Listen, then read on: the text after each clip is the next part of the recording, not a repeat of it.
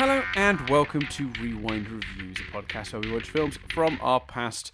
This week we watched X-Men 2. You've caught us in the midst of our X-Men trilogy. We watched the first one last week. Really enjoyed it, and we are now watching the second one. Which you and I both talked about at the end of the last podcast. You and I both remember being a little bit kind of meh on. Yep. Yeah. Well, it'll be interesting to see how we feel now. Yeah, is the premise. Well, look, do we bury the lead, or shall I just outright clarify now? Yeah, I think clarify. Yeah, it's much worse than the first one. It's much worse than the first one. Yeah, significantly worse. I'm the other way. Not that I particularly necessarily think it's better than the first one, but just that I was like, oh no, my feelings on this film were wrong. Like, this is a good film.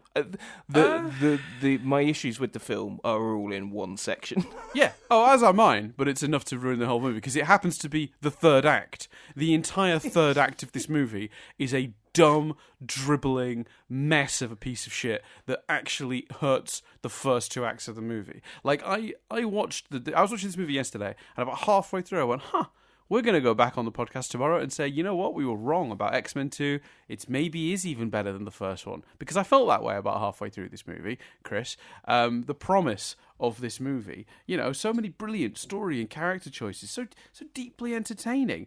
But then it just lets itself down with this, like, messy, uneven third act where one, doesn't bring all the elements together, but two, doesn't get to pull the trigger on any, and I mean any. There is not a single idea in this movie that actually gets explored or a satisfying conclusion. There is nothing satisfying about anything to do at the end of this movie. It has the idea of mind-controlled X-Men being forced to fight their loved ones. Nothing done with it. The idea of Logan going back and discovering his origins. Nothing done with it. They introduced a new X-Man at the beginning of the movie. Nothing done with him, other than that at the end of the day, they artificially contrive a way for him to be useful. It's overly long, the last act. The last act goes on for as long as the previous two acts. That's absurd. It's muddled. You never...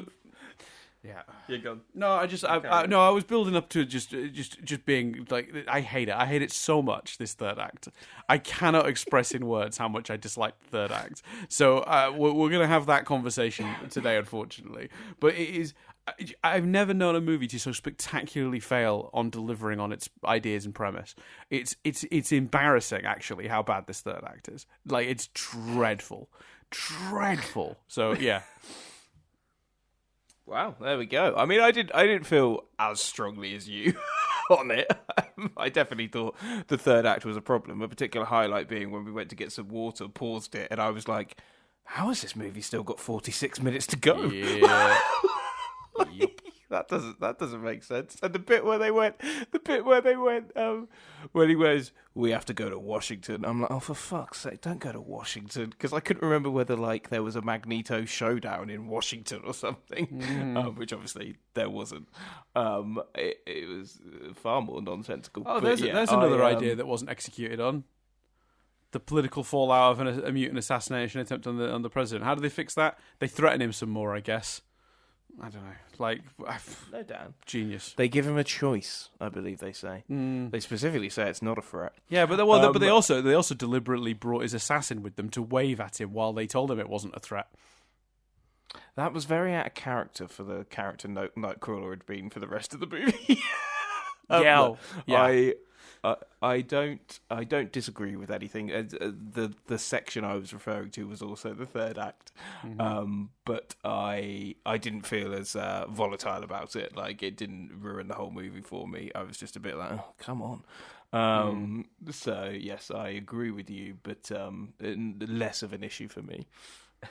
Yeah, I mean, I just think for me, it's the problem is what I like about the first two acts is all that setup.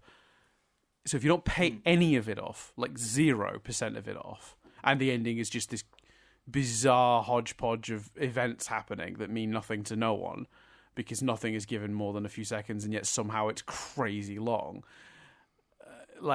I just don't know what you're doing at that point. Like I don't know how someone could say not only do you have a third act, but it's the longest third act in the history of cinema, and you're still not going to be able to achieve even a satisfying conclusion to one of your 10 plots.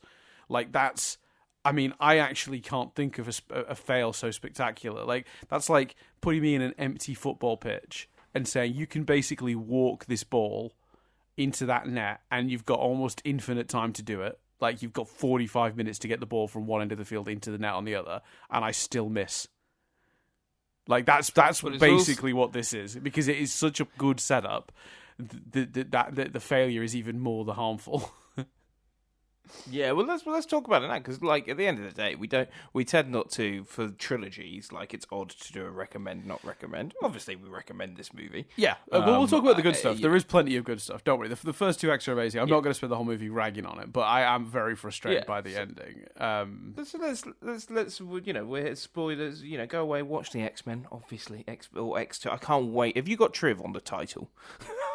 I don't, I couldn't figure this out. I know it's either X2, X-Men 2, or what is it, X2, X-Men United, X-Men United. Yeah, and I just think that's just different countries had different titles for it. I think, or maybe the home release had a different title. But in terms of history with the film, I will say the only interesting thing that I have in my history about this film is that I saw this one in the cinema, which I didn't for the first, and it was one of my first trips with my friends from school to see a cinema where I could go on my own. Not my very first, because I'd gone and seen Space Jam a second time with school friends, but that was a very parents dropped me off at the cinema 10 minutes before the film. If you want a jam. And then pick me up the minute I left, that sort of thing. Whereas this was my first, me and my friends from school all left our houses of our own volition, got on the bus, went to the cinema, had a day where we went to McDonald's first, then went to the cinema, and we had money and paid for it ourselves and sorted it all out ourselves. So this was my first time one of my first times doing that. So I have really fond memories of seeing it with my buddies. And all we came out of the screening raving about was the opening White House scene, which is hilarious looking back, because the scene is incredible. It's about 2 minutes long. And that was our main takeaway from the movie. If you'd have said to me going in, what are your main memories of this movie? What are the name me an image from this movie? I'd have been like Nightcrawler attacking the White House. Mm-hmm. It's basically the main thing I could remember. Yeah, and it's and it is 2 minutes long. Yeah, similar to my history with the first one. I watched this film as part of the DVD or VHS borrowing from a family friend. Mm. I want to talk about so we're diving in. We're going full spoilers. Yeah, and I want to talk about one big issue I have with the ending, which is I'm not going nuts, am I? If they worked together, absolutely no need for Jean to die. Yeah, correct. You've got someone who can freeze water. You've got someone who has been shown to create a shit ton of wind. You've got two people that can move shit with their minds. I'm just looking at the situation going, you just do what you did in the first film, guys. Just have a bit of teamwork. Surely. Let alone the contrivances of Rogue. I'm also not going nuts, am I? I didn't look at my phone. I wasn't distracted. I watched the whole movie, and I don't remember a point where Rogue starts to move the jet, or I was when they're the helicopter's gone. I'm like, the helicopter? Why are you going for the helicopter? So I think what's supposed to be happening, I'll tell you what I think is supposed to be happening, but I agree with you. I had the exact same thoughts. The idea is that the way to the jet was the way Wolverine closes because the water's coming in. Right, yeah. So he takes them out the other exit that leads to the helicopter. That's the one where it was Stryker's helicopter, I assume, and he'd chained Stryker to it and then gone in to get the other guys, and they were all going to escape on the helicopter. Now, first point, it was a pretty small helicopter. I don't know if they'd have all fit in it anyway. All the kids, all the X-Men, not sure they'd have all fitted in that, to be honest with you. But in the end, Magneto steals it, and he leaves with Mystique and Pyro. So that's why Wolverine's the helicopter's gone.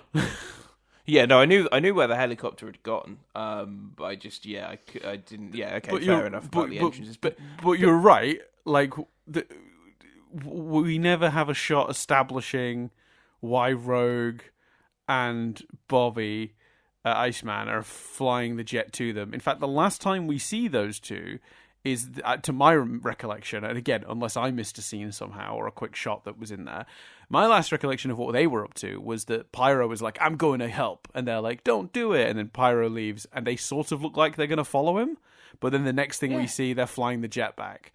So, and Pyro, who's going to go help them, just goes to Magneto and leaves. So my assumption is there's some cut material there.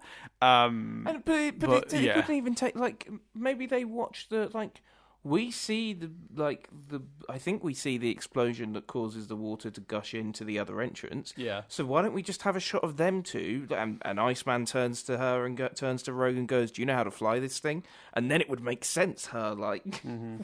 My assumption is there was a scene that explained it that was long, and you couldn't just snip out that moment from it. So when they cut that sequence, they then. It was in editing, and they couldn't bring the actors back, build a set, film a moment that was a shorter version of that. That's my assumption, but it's a mess. It's such a mess. My only other thought was, like, because at one point I thought, is Charles, like, controlling her or something? Because it's just really weird the way she's like, oh God, and they're like, you can let go now. Like, you can let go. That wouldn't be the question. The question would be, when the fuck did you learn to fly this plane? Yeah. It doesn't. No, it makes absolutely no sense. I know there's so much about this ending doesn't make sense. Don't know why Rogue is flying the plane. Don't know when she was even taught to just do the basic. Taking off and landing, ridiculous. But then your other point is Jean does not need to die, and I think the setup for this, the reason this is so wobbly is there were a lot of changes made mid-production regarding the ending, right. And I think this is part of the problem. There was a huge amount of editing done to the ending. Post, sort of mid-film and post-shooting, they were making decisions about the last act all the time. It seems that that's certainly contributed to the lack of payoff for any element of this movie's setup. But I think particularly the decision to kill Jean as a setup for the next movie seems to have come midway through the film's production, and the excuse for how they did it is poor, because I think if you were doing this and you were making these choices on paper, not with a movie you'd already half shot, you would have Jean sacrifice herself in Cerebro, as we set up in the previous movie, to save Professor X and all the mutants / humans he was going to kill. But that's also a bad plot as well. There's absolutely no reason for Magneto to have switched it to humans, because the whole tease of the movie is, the Brotherhood and the X-Men are going to have to work together to stop Stryker, but they never ever do any working together. Zero. So that's not okay. Cool. Thanks for that payoff to that story you set up. Don't do it then. Don't even include Magneto. Like, if you're not going to do that, then put him back in prison. Don't ever have the escape. I love the escape sequence. You don't do anything with it, like with every other thing in this fucking movie. Yeah, it's pretty frustrating, this ending. But yeah, you're right. Jean could have just done what she did from on the ship. There's no reason she needed to stand outside and then therefore not be on it when the water came through. Yeah, as well as, and look, I know it's a lot of water, but again, I think the combination, even if you go, no, Storm definitely, given that what she did earlier in the movie with the planes, Storm definitely could have created enough wind to clear a path. Yeah. And also, even if you go, Iceman couldn't freeze all of that water. He's not that strong. He could freeze the edges. Like, Storm creates a path, Iceman clears the edges, and between them, Jean and Professor X lift up the ship. Yeah, and also just the obvious thing of, like, Nightcrawler being able to bamf her in and out. And I know that he says, she won't let me, whatever that means.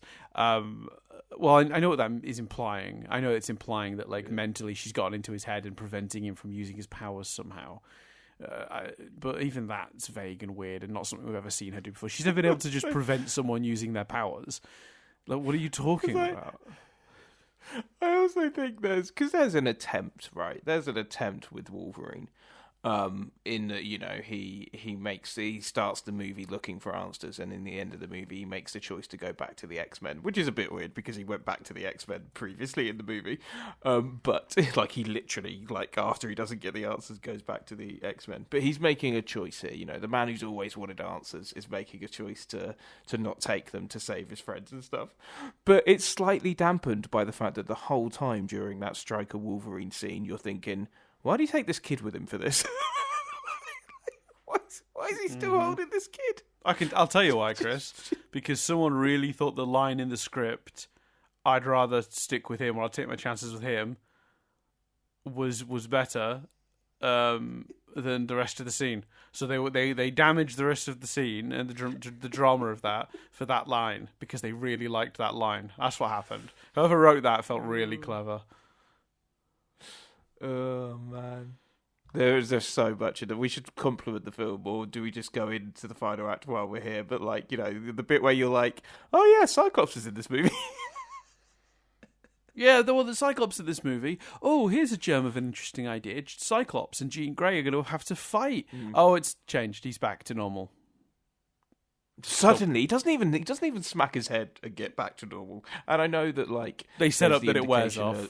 Yeah. But we don't even see we don't even have a moment where he like hesitates first to sort of show it starting to wear off. It's just he's fine. And the reason is they cut a larger version of that sequence down into the version we've got because there was too much movie. And just like, yeah,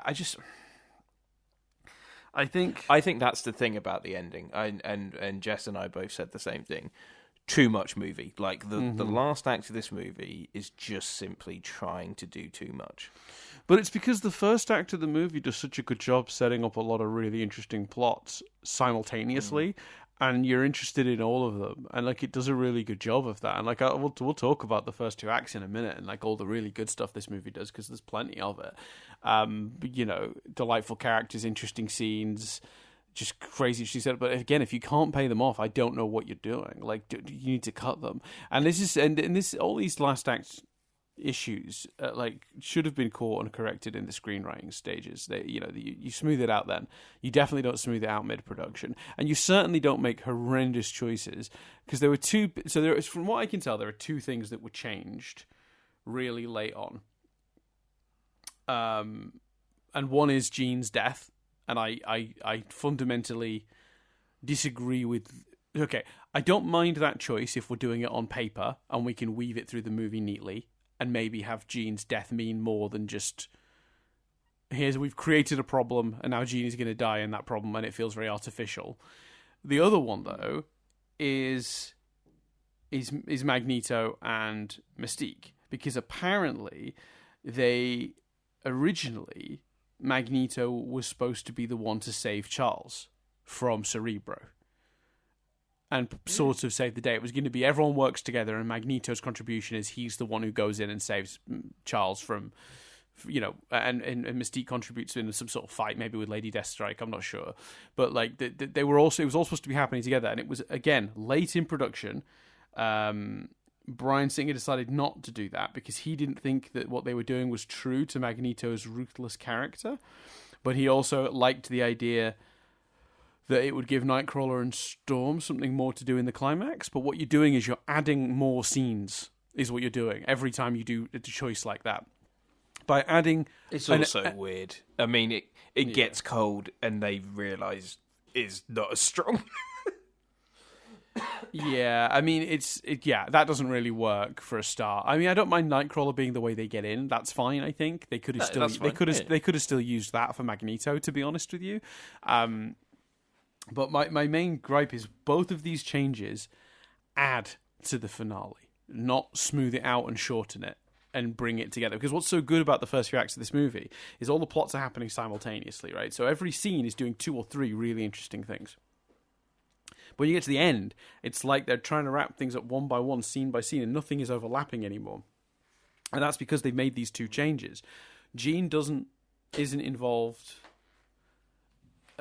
Jean's death doesn't involve Cerebro. They've made a whole extra sequence for Jean's death. That's adding scenes. They've added a whole extra sequence and beat by having Magneto not save the day, because then they have to add a second inside Cerebro sequence where Storm and Nightcrawler fix the problem. So all of these changes just are widening and making the ending messier, not keeping it as tight and well scripted as the first two acts of the movie. And these are all choices made mid-production and really speak to Singer's ridiculous process for making movies. And we'll talk about that. Oh, we should do the exclaimer, because people are already wondering. Obvious piece of shit, Bryan Singer. We addressed this in the last one. There's plenty of articles you can read. There's a really good Hollywood Reporter article called Bryan Singer's Traumatic X-Men Set, the movie created a monster. He's, we're talking everything from just being a piece of shit on set to risking the safety of his actors, being drunk and reportedly on certain narcotics during production, to just being an actual sex criminal. So you can look back at years worth of accusations to follow that up as well. We're not going to make a huge thing of it here, because at the end of the day, one, it doesn't make for entertaining podcasting, and two, it doesn't help. It shouldn't. The movie still exists. Tragically, he shouldn't have been allowed to make it, but the movie exists. We're reviewing the movie. Would be a thing to, we're not gonna open that can of worms, other than addressing the fact that obviously we are very aware Bryan Singer, piece of shit. But as I said in the last one, doesn't mean a person couldn't be capable of making good art, even if they turned out to be a monster. So we're going to review it on the merits of the film. When we get to the trailer, we'll talk more about his on-set antics. But that's just to address that out top. We do your own research, but Bryan Singer in a bin. Thank you. Unfortunately, we've kind of we've had to kind of create a stance on that, because we've obviously come across this before, where we're reviewing movies where there's one or more people involved that are like Dan said, not good people.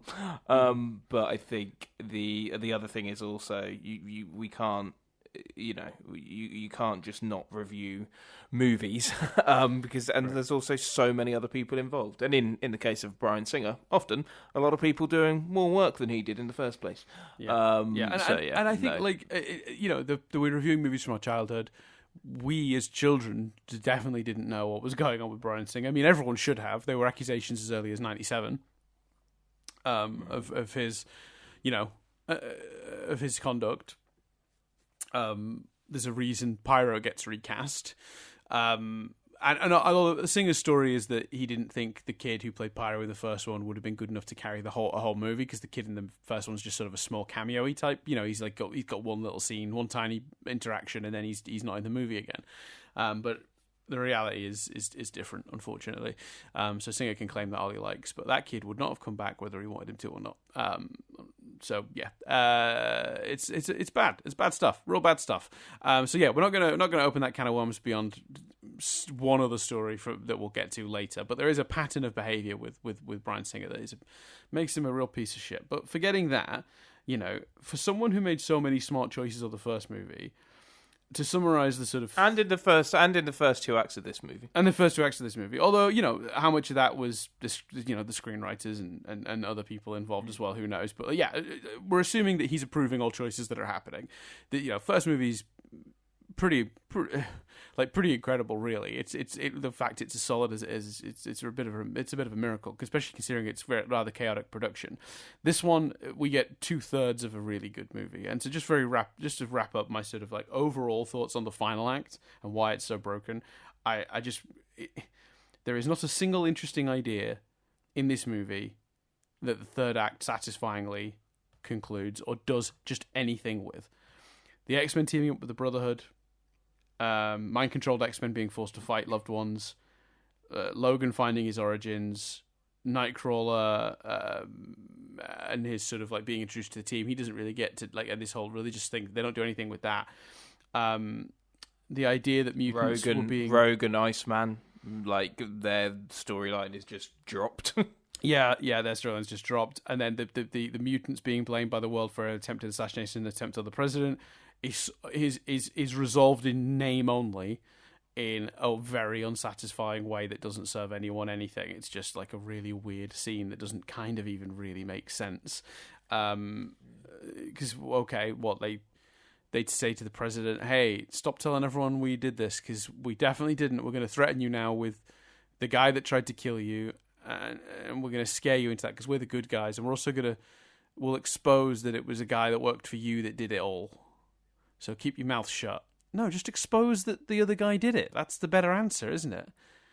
Why doesn't this movie end with a news report going on, we're receiving some new information, documents reveal that actually that presidential attempt was done by an American citizen, worked for the government, who was not a mutant. He'd been controlling mutants. This has all been sent to the press in the last few hours. That's a better ending. That makes more sense to me. Why are we threatening the president? Are you supposed to be the good guys? And putting a line of dialogue in that says, we're definitely not threatening you, doesn't make it any better. If anything, that makes it sound worse. It makes it seem more threatening. What would have made it better is if when the president went back to it, he said what you've just said, like, new information's come to light. Sure. This is what happened. Sure. Yeah. But it's such a weird, spooky scene. Why are they being so weird and spooky and threatening? Why not show up with sunshine and like, hey, Mr. President, we're so sorry that this has all happened. Why are we doing it this way? You're better than this, X-Men. Two Wolverines fight. Yeah, I guess. That's it. That's the other thing. All the best action in this movie is in the first half too. That's the other thing that sucks. I don't know, man. The third act just fucking blows. It really affects the movie for me. Like almost close to not recommend levels of affects the movie for me, which is such a shame. So let's get into the stuff that works. So how do you feel about the rest of the movie, Chris? Can we just do one while we're here? Can I just have a specific question? Sure. What do you think they should have done with the Magneto problem? Because I didn't mind that he became villainous again, or that he did a villainous thing rather. But I see what you mean about how it just extends for the sake of it, and I do wonder whether take a shot. Come with me here. I often in instances like this think about Doctor Who. Because Doctor Who did a thing for its first 4 seasons of the series. Sorry, seasons. It's technically seasons now, I guess. For its 2005 onwards run, it did a thing in the first 4 years where basically every time the Daleks showed up, the Daleks, they had to find a way to defeat the Daleks.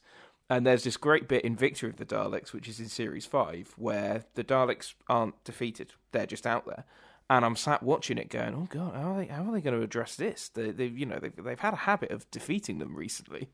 And Amy goes, are you not worried about the Daleks? And the Doctor goes, I'm always worried about the Daleks. And I'm like, brilliant. That's such a great way of like, just leading into that sort of comic book-esque element of, so the villain's just out there, like, and that's fine, and we'll face them another day.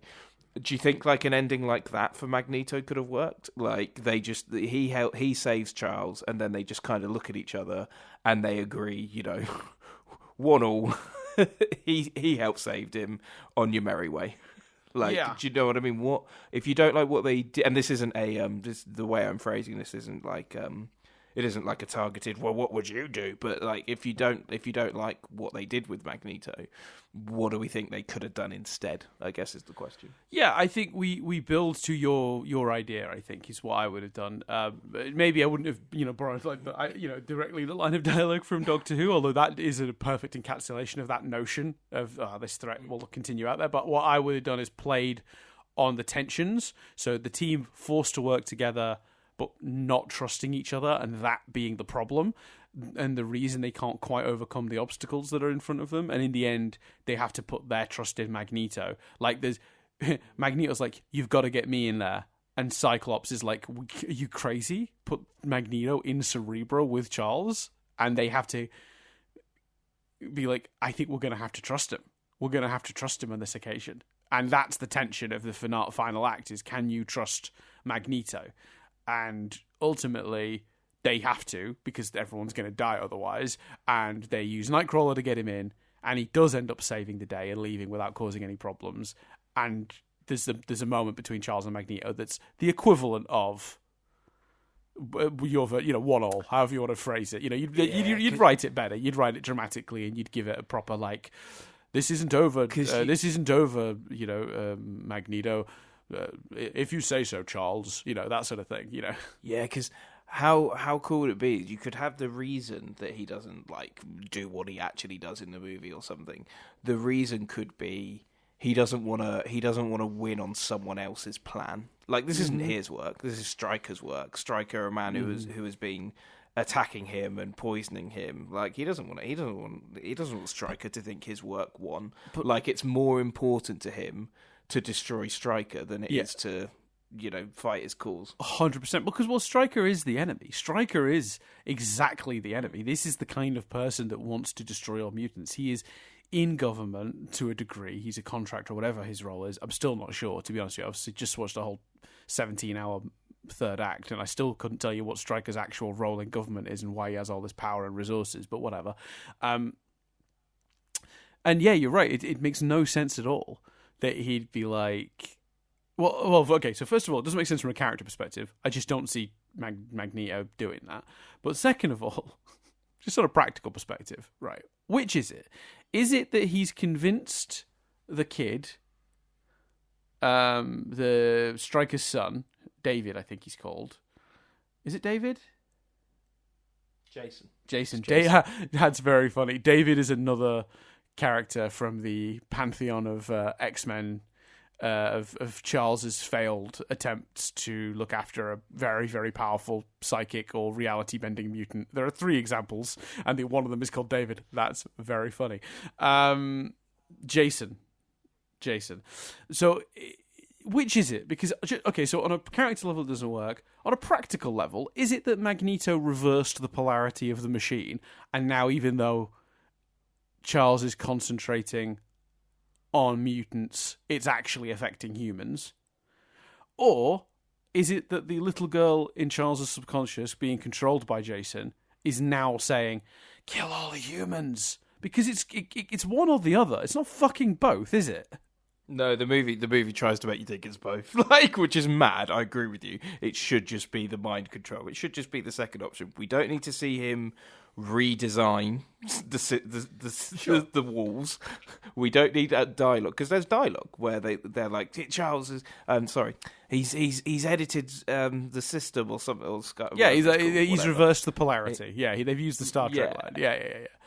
And it's like, just have him mind control Jason. Like, that was enough. Yeah, but I just did this. Magneto can't mind control, so I think I would be totally happy to accept Magneto just coming in and reversing the machine, so it's going to do the opposite of what they intend. Or I'd be happy with Magneto coming in and whispering in Jason's ear, "You can end this you can take out, your dad's mistreated you, all the humans that have mistreated you," and gives one of his arguments. So then Jason's sort of on Magneto's side and switches it to humans. Well, that is what happens. Like, but thingamajig. But what I'm saying, it's one or this is what I'm saying. This is one or the other. Don't do both. Like, it's both of them work on their own. Either Magneto telling Jason to do to turn it on the people, or Magneto reversing the polarity of the machine, and neither Charles or Jason really understand that, so they carry on as they were planned.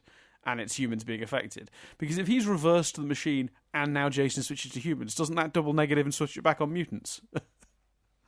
Yeah, it's very bizarre. You just don't need... You just need the whispering. Like, you just need her to turn into Stryker and whisper. Like, that works fine. And again, everything that makes this kind of little sense is stuff that was added on a whim by Singer mid-production. Jean's death doesn't make any sense. This scene doesn't make any sense. And I think it takes away time from Cyclops and Jean's fight, or time from Rogue and Iceman in the plane, and what makes them go back and all of that sort of stuff. It takes away from this. God, it's a fucking mess, man. I couldn't believe how bad this was. Genuinely, I can't think of an example, Chris, of a movie we've covered on this podcast where the first 2 acts the gulf, I should say, between the first 2 acts and the final act in terms of quality is so big. Like going from having the most fun watching a movie and being so into it and being like, this might be better than the first one, to this might be the worst drivel I've seen It's like a completely different person is writing the last act of this movie, and it's just that it was a bit of a mess as a production. But like, fuck me, it's so bad. It's so impossibly bad. I honestly don't understand. This is an own goal. This is like you were so close, just across the finish line. You were so close to making a great movie. Disastrous. Right. Let's talk about the good stuff, because I'm with you on that last Magneto point as well. I think it's way more compelling if Magneto does the right thing in this example, and then it's just like, you know, you're still out there, but we'll cross that bridge when we come to it. But even you could even have like, and obviously I think in a way my big issue is what we've already talked about. Like, Jean doesn't need to die. The X-Men could just work together. Mm-hmm. But you maybe even do it that he saves him because he doesn't want Stryker's plan to win, and also we know that these two characters do also love each other. But they get out, and then Magneto steals the helicopter or flies on a piece of metal or something, and they're like, "Whoa, what are you doing?" And he's like, "No, we did that together. Like, that we had a mission, we worked on it together, we achieved that mission, and now I'm me, you're you, I'm off." Do you know what I mean? And that devastation of him leaving them to die. You know, it's just occurred to me as well how much we've shat on his character from the first movie. It just occurred to me, how much trouble does the first movie go to demonstrate that Eric Magneto wouldn't necessarily be willing to kill people? He doesn't know his machine in the first one is deadly to humans. They make a real point of that. He is looking to turn them all into mutants to create understanding. He's not created a death machine. Well, he has. He doesn't know that, though. He thinks he's going to turn the world into mutants and they'll just understand his cause. So this is a character that fundamentally, in the first movie, is villainous, but on the grounds of his extreme methodology, not because we disagree with his perspective on it. But now he's just like, yeah, kill all the humans. Why not? Which you could make work if it's because since that first movie, Stryker has shown him the worst of humanity. Yeah, right. But the movie doesn't do that. No, because this ending isn't weaved into any of the rest of the script, because the two big points of this ending were changed mid-production. That's what's crazy about this. Is there anything on what the original... This is the How I Met Your Mother problem. No, maybe not quite the How I Met Your Mother problem. But basically, the ending that the movie we were getting deserves is not the ending we get, because it changed all this stuff. And then the stuff they end up doing doesn't weave into what we've actually just been witnessing for an hour and a half in any way, shape or form. Yeah. Yeah, the How I Met You is almost the opposite of How I Met Your Mother. How I Met Your Mother should have pivoted. How I Met Your Mother it's the opposite stuck problem. to its guns too much. Is there anything about what the original Magneto ending was? Nothing beyond that. It was planned to be more like the comic this is loosely based on, where Magneto does indeed. It's basically a version of what we've described. He does indeed help them win the day, and then goes off on his way. Right. And I think in that comic, there's an implication that the X-Men then are sort of blamed, or not blamed, but they're associated with Magneto in the press. You know, they're like, they freed him, right, yeah. They worked with him. You know, the anti-mutant people use it as another notch in their the X-Men and Charles Xavier route. Right. Okay. Speaking of right, okay. So now let's, with the caveat that we make a blanket assumption that the sentence, but they don't do anything with it, should be bolted on to everything we say moving forward. But let's not do that. But with the caveat that, you know, if we compliment the Nightcrawler sequence, there's a caveat of, but they then don't do anything with him when he joins the X-Men, all of that sort of stuff. So with that caveat, so we don't need to say it repeatedly, what do you like, Dan? I really like, as sort of how much deliberately thin it is, I like Pyro's arc in this movie. It probably could have been a bit more fleshed out, but I think they did enough that... I mean, to be fair, Pyro is probably the closest to the thing that it doesn't suffer from the third act, actually, because in the third act he just does the thing we were expecting him to do, which is the natural progression of what the script is doing with him. So for those who don't remember, and we didn't actually at all do any recap of this story. I am sorry if anyone's watching this without having remembered it, because we just said a bunch of stuff that wouldn't have made any sense. It's just occurred to me when we analysed the ending first. For those who don't remember, very quickly, the plot of the movie in general is that Stryker, some sort of government, military, scientist man, is building a second Cerebro to kill all the mutants, and he's going to power it with Professor X by using his son, that Professor X failed to successfully control his powers, to trick Professor X into operating it and focusing all the mutants, which would then kill them. And in the process of investigating and unraveling Stryker's plot, the gang gets separated and all have to come back together at Stryker's base to save the day. One of the things that happens, it's a sort of inciting incident right at the top of the movie, is they need something from the legitimate Cerebro, and they attack the school. And there's a big escape from the school.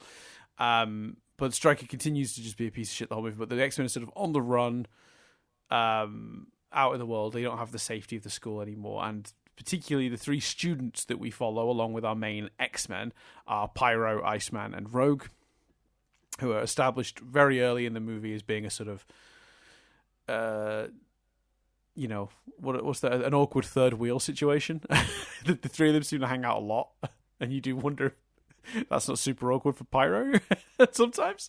But basically, we set it up really early that they get kind of bullied, and like Pyro's the one that like snaps.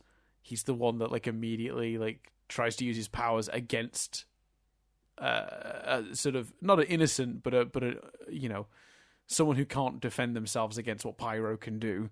And Professor X tells him off for that. But there's a whole through line then throughout the rest of the movie of him just slowly getting more and more frustrated with both humankind, but also the ineffectiveness of what the X-Men are doing. And we have a scene where Bobby has like a weird coming out to his family, Iceman. And they do, have you tried not being a mutant? Which is an amazing line, because I can just hear, have you tried not being gay? Coming out of the parent's mouth also. But when they get betrayed there, his ability to even empathize with humanity just drains as the movie goes on. And then there's this amazing scene where he's talking with Magneto, and Magneto's like, you're a god among mice, like, or something like that. You are and should be considered the sort of higher species, which is an evolution, a natural evolution of Magneto's beliefs from the first one that fits in with everything we learned in the first one and makes sense with everything we see in this movie. You are above them, like his Magneto's stance on this, and the stance he's developing. And in the end, Pyro makes the choice to go with Magneto rather than the X-Men. It's a pretty solid arc. It's not maybe given as much time. He doesn't get to talk as much as he should be allowed to, considering he's having this weird sort of heel turn throughout the movie. There's a couple of points in which he snaps. A particularly powerful moment when he blows a bunch of police cars in just anger at like the world, and Rogue has to save him by draining him of his powers so he can't keep doing it. And then she uses his power to suck the fire away. But it's pretty brutal when he starts just throwing fireballs at police cars and blowing them up. I'm like, Jesus. I think I just used the phrase heel turn. That's a wrestling term. It means going from a good guy to a bad guy in wrestling parlance. But yeah, so he sort of has this really good arc through the movie, and it's brilliantly done. The young actor that plays Pyro is great. He got to come back recently. This isn't a spoiler, he's in the trailer. He was in Deadpool and Wolverine, and he's fucking amazing. And like, how much did they luck out with this kid that he could play Pyro? Was it Aaron Stanford? That he could play Pyro here, and he was such a young, talented actor. He did a great job, and then they could bring him back all those years later, like 20-ish years later, for Deadpool and Wolverine to do the role again, and he would killed it there too. It's great. 10 points. So yeah, if we're doing listing things we like, number one on my list. Well, maybe number one on my list is Nightcrawler. We'll let you talk about him in a minute because I talked a long time about Pyro. But yeah, for sure, Pyro. He's top tier. Love it. Love the way they handled that. Yeah, I think I really like Pyro as well. I think in terms of, like you said, it could maybe be fleshed out a little more. I think we just need confirmation of what his backstory is, as opposed to being able to assume it. The way he stares at the photos of Bobby's family, my assumption is he had a family that rejected him. Yes. And that began his sort of resentment, and that's why he doesn't even think it's worth trying with Bobby's family, basically. Mm-hmm. But a lot of that is subtext. Making that more context would have been good, I think. That's the only way, like you say, you can improve it a bit. Mm-hmm. I'll let you do Nightcrawler. I'll take Rogan Bobby, which I think is also done and explored well. Yes. It's a shame it doesn't necessarily have a conclusion as such. And I don't like, maybe it's just me, maybe I'm overthinking it, but I feel a little uncomfortable about how Rogue's character / Anna, I can't remember how you pronounce her surname. Anna Paquin are slightly sexualized in this movie. Mm-hmm. Maybe I'm overthinking it, but I don't think you really need to have her in a low-cut nightdress for a huge portion. I think some of the camera angles on her in places are a bit like, I really don't think you need Thingamajig to turn into her. Why have I forgotten the name of Mystique? who's the what's that character's name, Dan? Mystique. Help me out here. Are you talking? Mystique, Rogue? thank you. Or you talking about Mystique? No, Yeah. Mystique. I definitely don't think you need Mystique to turn into Rogue like with Wolverine. I think that's incredibly uncomfortable, and not so. That's just a comment. Did you feel that, or am I overthinking it? Yes and no. I think because of how old the character is supposed to be, my assumption is the character is school age. So yeah, it's pretty uncomfortable. I think Anna Paquin as an actress was in her 20s at this stage. But I didn't really notice it too much, to be honest with you. But I didn't. But particularly the scene, which I just think I would flat out have cut in editing, to be honest with you, because it just confuses the movie. The scene where Mystique goes in to Wolverine's tent or whatever he's sleeping in, his yurt, as Jean, and then when he realizes that it's Mystique, she sort of winds him up by becoming basically every other woman from the X-Men team. Like, maybe I misjudged. Maybe it's not Jean you like. Maybe it's one of these ones or whatever. And he obviously reacts painfully. At that point, she's deliberately fucking with him. And I think she knows what she's doing when she chooses Rogue. I don't think that's a legitimate attempt. But it raises more questions than it answers. Why is she doing that? I don't know what Mystique is doing there. I don't understand. Was she actually just looking to trick Logan and get a quick lay? Like, if so, weird? Super weird? Does she genuinely like Logan? Was it a trick? Was she trying to get information out of Logan?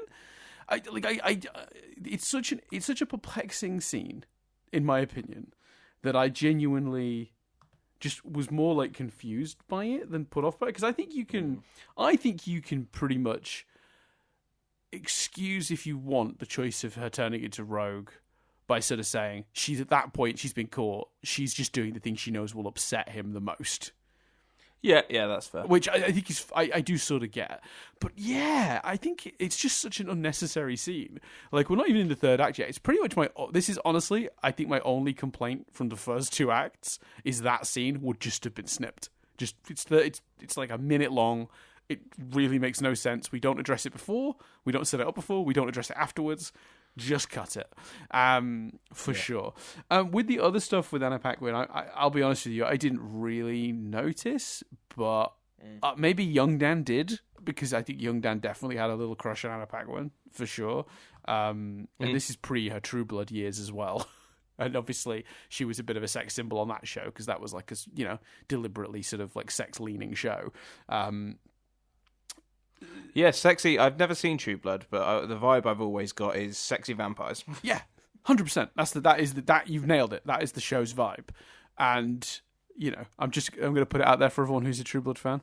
Definitely Team Eric the vampire. Yum. Viking Eric. Yeah, come on. Over the other guy. Come on.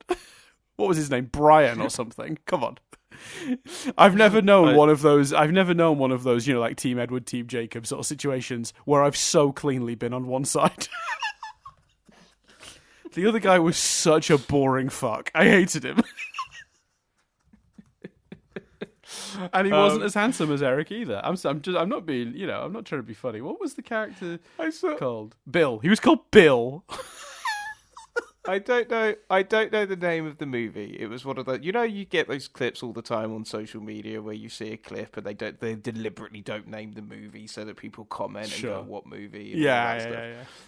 But I saw a clip of a film where the actor who plays Dawson is like working in a shop, and I already love the this. idea is. The idea is it's not Dawson, it's not the actor, it's some guy that just looks like him, and they're like, you look a lot like Dawson. He's like, I get that all the time, and then he just goes on a rant about Joey or Dawson, like who's the right person and stuff. It's so good. But anyway, I just felt a bit like it. And look, it felt it. This isn't, and I don't say this in this way to dismiss it. It felt very early noughties, late noughties, early 2010s sort of. Let's have the female character in a nightdress for a while. Like whereas now I think it would be a bit more. Well, no, she could just be wearing a plain pajama t-shirt, couldn't she? That would be fine. Yeah. I mean, and like it's one of those things where it's particularly uncomfortable if that is as prominent as I totally buy that it is, and I just didn't notice because I was making notes or whatever because I'm a fucking nerd.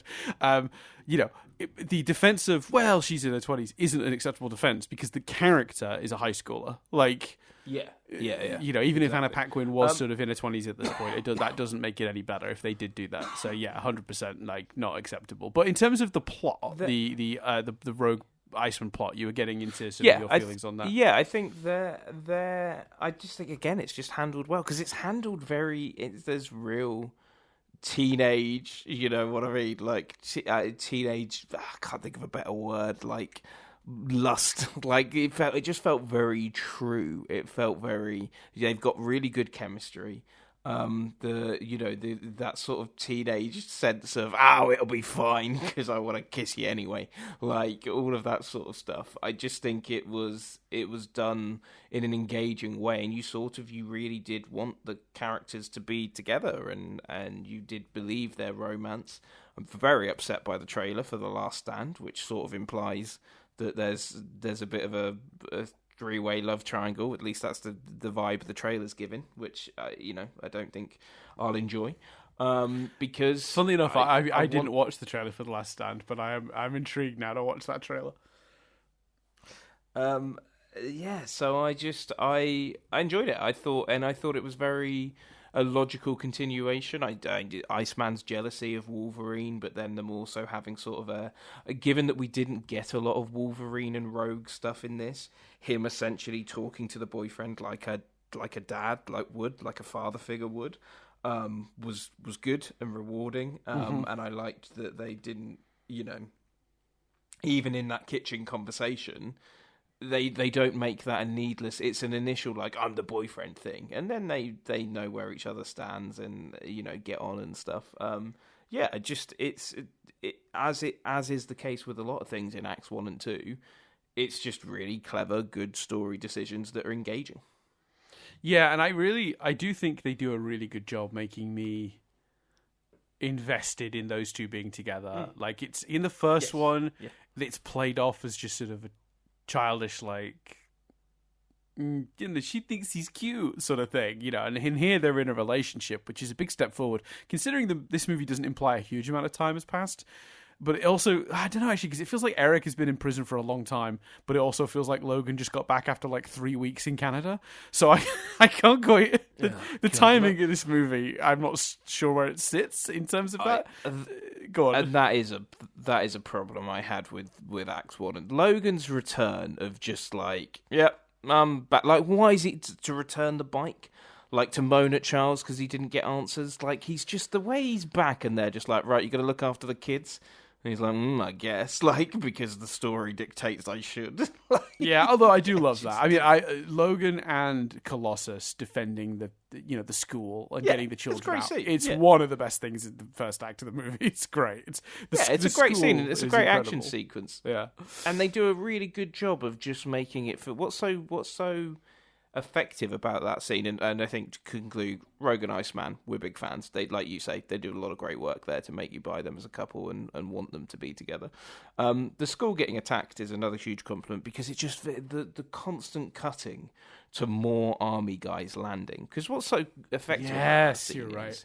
You don't necessarily to this group necessarily buy any threat in a way. They've got a lot of really powerful people. They've got Colossus, they've got Wolverine, but it's so relentless, and they do such a good job between scenes of people running away and everywhere they turn there's masked men with guns to the constant cutting of them scouring the building and scouring every entrance of the building. It just feels so relentless, and it's really powerful. Yeah, I agree, and I think like it's that sequence and the way it characterizes all of the different, because it's a great opportunity just to have some of the kids use their powers and like getting to see the different ones do different things, but also like the tension of when it first happens, because the only grown-up home is fucking Logan, right? And I know Colossus is the size of 3 Logans. I understand they hired an absolute unit of a man to play Colossus. But he's still supposed to be a high school age-ish kid too, right? I believe. So, like... I take it that's not the same kid that then comes back for Deadpool, by the way. No, definitely not. No, because he's got, like, a weird... Because, again, continuity in the X-Men universe doesn't matter. He's got an American accent in this. And he's like sort of... what's the... He's an Eastern European. Is Colossus Russian? I don't know. Colossus, one second. Let me just double-check. Is he Russian? Is that his thing? Or is it somewhere in Eastern Europe? He has voice talk like this. He's got that sort of accent, which is sort of that vague, generic movie Eastern European that could be Romania, could be Russia, could be he's from Russia. Okay, I just checked. Fine. So they go for the Russian version, sorry, of Colossus in the Deadpool movies. In this movie, he's like an all-American like football player type. Logan, I can help you. It's really funny. It's really funny.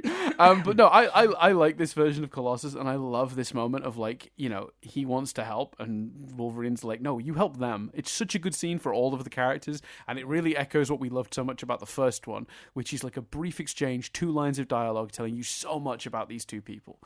Like almost immediately. Yeah.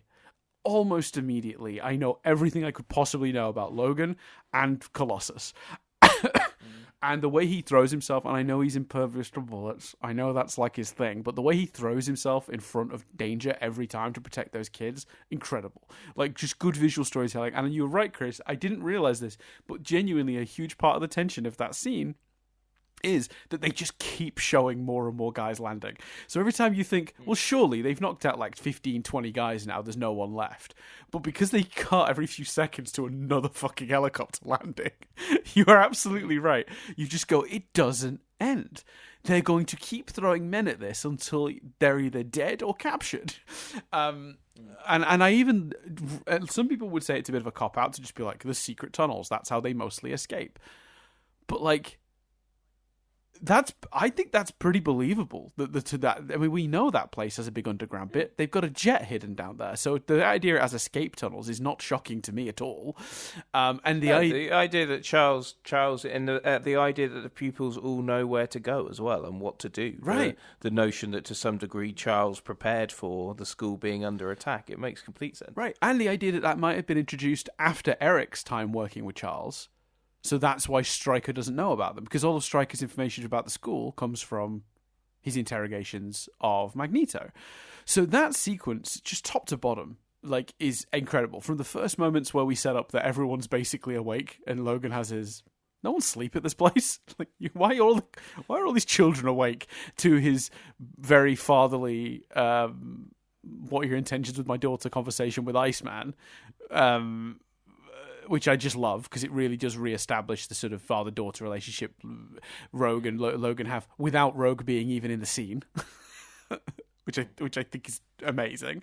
And then we have, while that's happening, we have the start of this invasion. It's just perfect, top to bottom. I love everything about it. And the final moment of that sequence when it's Logan is the last one there with Stryker, and he lets them go.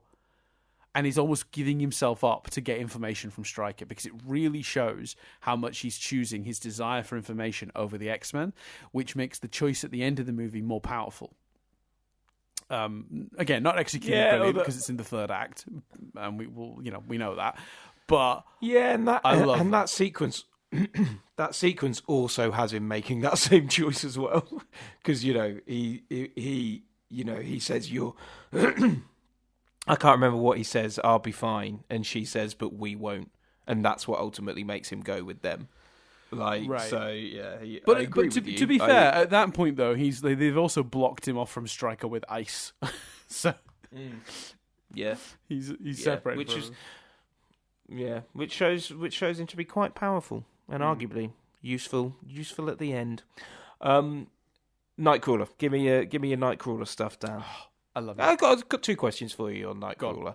How obviously to some degree, what we're going to do is we're going to sit here and say that visually, in terms of tension, in terms of everything, that the first opening scene is masterful. So my question for you is, third act aside, how do you feel about where they then go with the Nightcrawler character, given how amazing that opening sequence is? I love it so much, Chris. I love it so much. It's so good. Right, so first of all, just on the page, it's written beautifully. He is such a soft, charming, lovable, loving character in most forms of X-Men I read as a kid, comic-wise. Ultimate X-Men, the version of Nightcrawler is that. But even like in the cartoons or X-Men Evolution, which is the show that kind of came out when these movies were coming out as sort of like, it wasn't supposed to be a tie-in, it was its own continuity, but they did it because they knew X-Men were big again. They knew that they'd revitalized X-Men. But all the incarnations I've ever known where Nightcrawler has been a prominent character, he's always been that way, right? So even going into this movie, I had some knowledge of Nightcrawler being a good guy, and like a really good guy, and and particularly not even a very violent guy, a very soft spoken, charming, nerdy little thing. So when the movie opens and he's this badass killing machine, like hissing at people and bamf, bam, bamf, which is just the most badass scene, and he's here and he's there and he's flipping guys up. My little, whatever I was when this movie came out, sort of 14, 15-year-old brain just melted. I was so excited. Like, it was such a great, awesome scene. But a little part of me, even then, it's like, I kind of liked Kurt as a good guy, and even watching it yesterday, knowing they do deliver on that, watching that opening scene, a little bit of my heart yearned for the character I know and love from the comics, essentially. And when they get to it, and it's Alan Cumming, and Alan Cumming is just the fucking sweetest human being on the planet, the most charming, delivers all of his lines with he's so soft-spoken, but also so caring. It's incredible how they do it, and it's obviously partly in the writing, because they deliberately create that dichotomy, which is a brilliant way to set up how strong this mind control is. Really does a good job of setting that up. Third act, not using it aside. The idea that he can mind control various mutants this way is brilliant, and you understand how powerful it is because it's turned his nature so much. If he does it to Wolverine, you go, is this kind of just playing on Wolverine's natural instinct to be a killer? Is that what we're doing? We're just accentuating Wolverine's more animalistic traits. But if you do it to Nightcrawler, it works on anyone. It doesn't matter who you are, and that's really scary. And that's how you can believe Boy Scout Cyclops gets, switched later in the movie. Again, third act, not doing anything with that aside. So I just think it's wonderfully done. I think everything about him is so good. He's so charming. He's a good source of comedy, multiple points in the movie. I am Kurt Wagner. Some will call me the Incredible Yeah, no, we've heard that. Like, you know, they do that they do so many lovely jokes with him, but they have all these brilliant moments, like when he talks to Storm about his faith. And, you know, I'm an atheist, so, you know, boo religion, mostly. Organized religion, boo. But, like, I love it for him as a character choice, and it's so well written and so well performed. I just think everything about the way that character is utilized is amazing, and it is the real tragedy of this movie is that it's the last time we see this version of this character. Alan Cumming does not return, which is a shame. That's a huge shame. Why? Well, that surprised me when I saw because he's so distinctive in my mind. And when I saw the trailer for three things got me with the trailer for The Last Stand. One, looks terrible. I was like, there's just a scene where Rogue's looking out the window and Iceman is talking to another character, and you're like, oh god, is that what they're trying to do with them? The other thing was, Nightcrawler doesn't appear to be in this. That's also a shame. The third really big one was, I went, oh fuck, has Beast not been in these movies yet? Could not believe that. That blew my mind. He is technically in this one if you're paying attention, but not really. So there's a moment when someone's in a bar, and it's the security guards in the bar right before Mystique drugs him, and the TV is on, and there's a guy talking about the mutant problem, and it goes, for a counterpoint, we now go to Hank McCoy, and it cuts to a human version of Hank McCoy, Beast, defending mutants on the TV.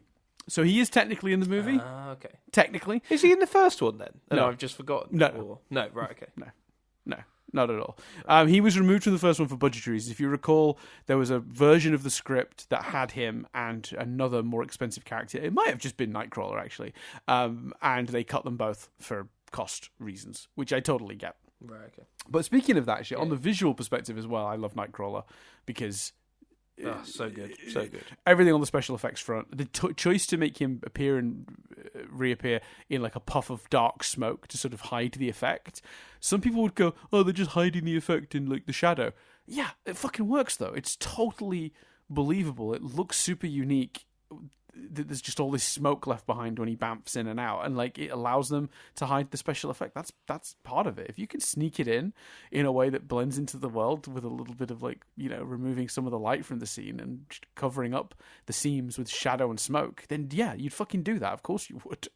I don't need to see it happen in broad daylight to think it's believable. And then of course the makeup job is incredible also. Like he looks amazing, top to bottom. It's so good. It's a real perfect like crossing of a script, an amazing performance, and some brilliant visual effects work, both from the digital team doing the effect of him, you know, teleporting, but also the makeup artists that slaved away on Alan Cumming for, you know, 4 hours a day or whatever it was to get him looking this damn good. I also it does look brilliant. Like the makeup is fantastic. Yeah, because I think in some interpretations he's furry and that's why he's blue. But Beast is that, so I'm happy with sort of blue in skin. And the markings, I don't recall there's a comic where the markings are self-inflicted as well. I think that's an idea that's unique to this story. I think I'm not a massive like scholar of all X-Men stories though. I read some Astonishing X-Men, some Ultimate X-Men growing up. And then I read some of the key stories from other lines, you know, like the Phoenix Saga and the Weapon X stuff and Old Man Logan. So my X-Men knowledge is reasonable, but not like complete. So if people want to correct me on anything I've just said about his history, but I don't recall a story where his markings were self-inflicted. So I feel that feels unique to this movie, to me at least. So yeah, everything about Nightcrawler, top notch. Big compliments to the movie for that. Absolutely. What do you want to compliment next, Chris? I thought the Bobby family stuff was done really effectively. Yes. Like you say, obvious parallels between, coming out style scenes, and again, just really highlights the effectiveness of X-Men as a concept, and the parallels to real issues surrounding discrimination of various kinds. I thought that was done really, really well. What else? Well, on that, if we're still on that scene, I would like to also compliment that scene for balancing the progression of the overall plot. So the actual, like, we're on the run plot that leads to them being, found and caught again, and like it pushes that forward. Being funny, because there's a bunch of great jokes in that sequence, particularly if the family come home and find Logan in their fridge. Like, that's amazing. The stuff with the cat, that's also really funny. It also pushes Pyro's plot forward. There's also the scene upstairs that pushes Rogue and Bobby's plot forward. The kiss, which is just incredible, really powerful stuff. And then all of the mutant allegory for, either civil rights or sort of LGBTQ plus rights, doing that whole coming out scene. It's doing all of that, and it's one little sequence.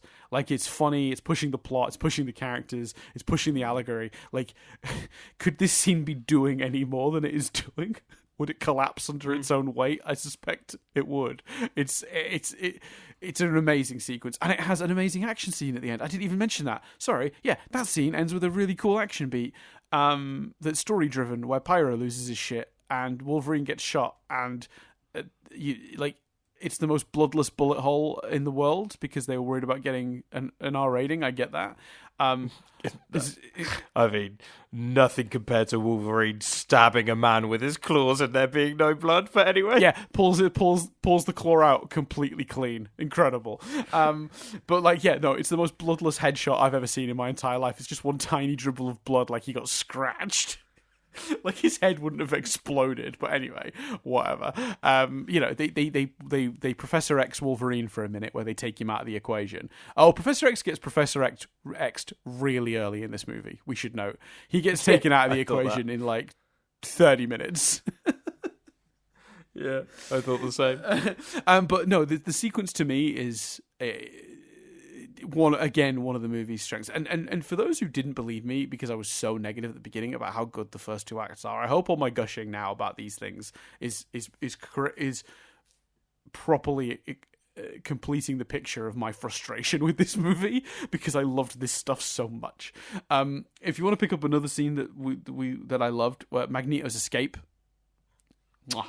Chef's kiss. So good. Incredible. Especially because at first you're like, because you assume the plan. Like, I know she injects him with something, but you assume the plan is her becoming him.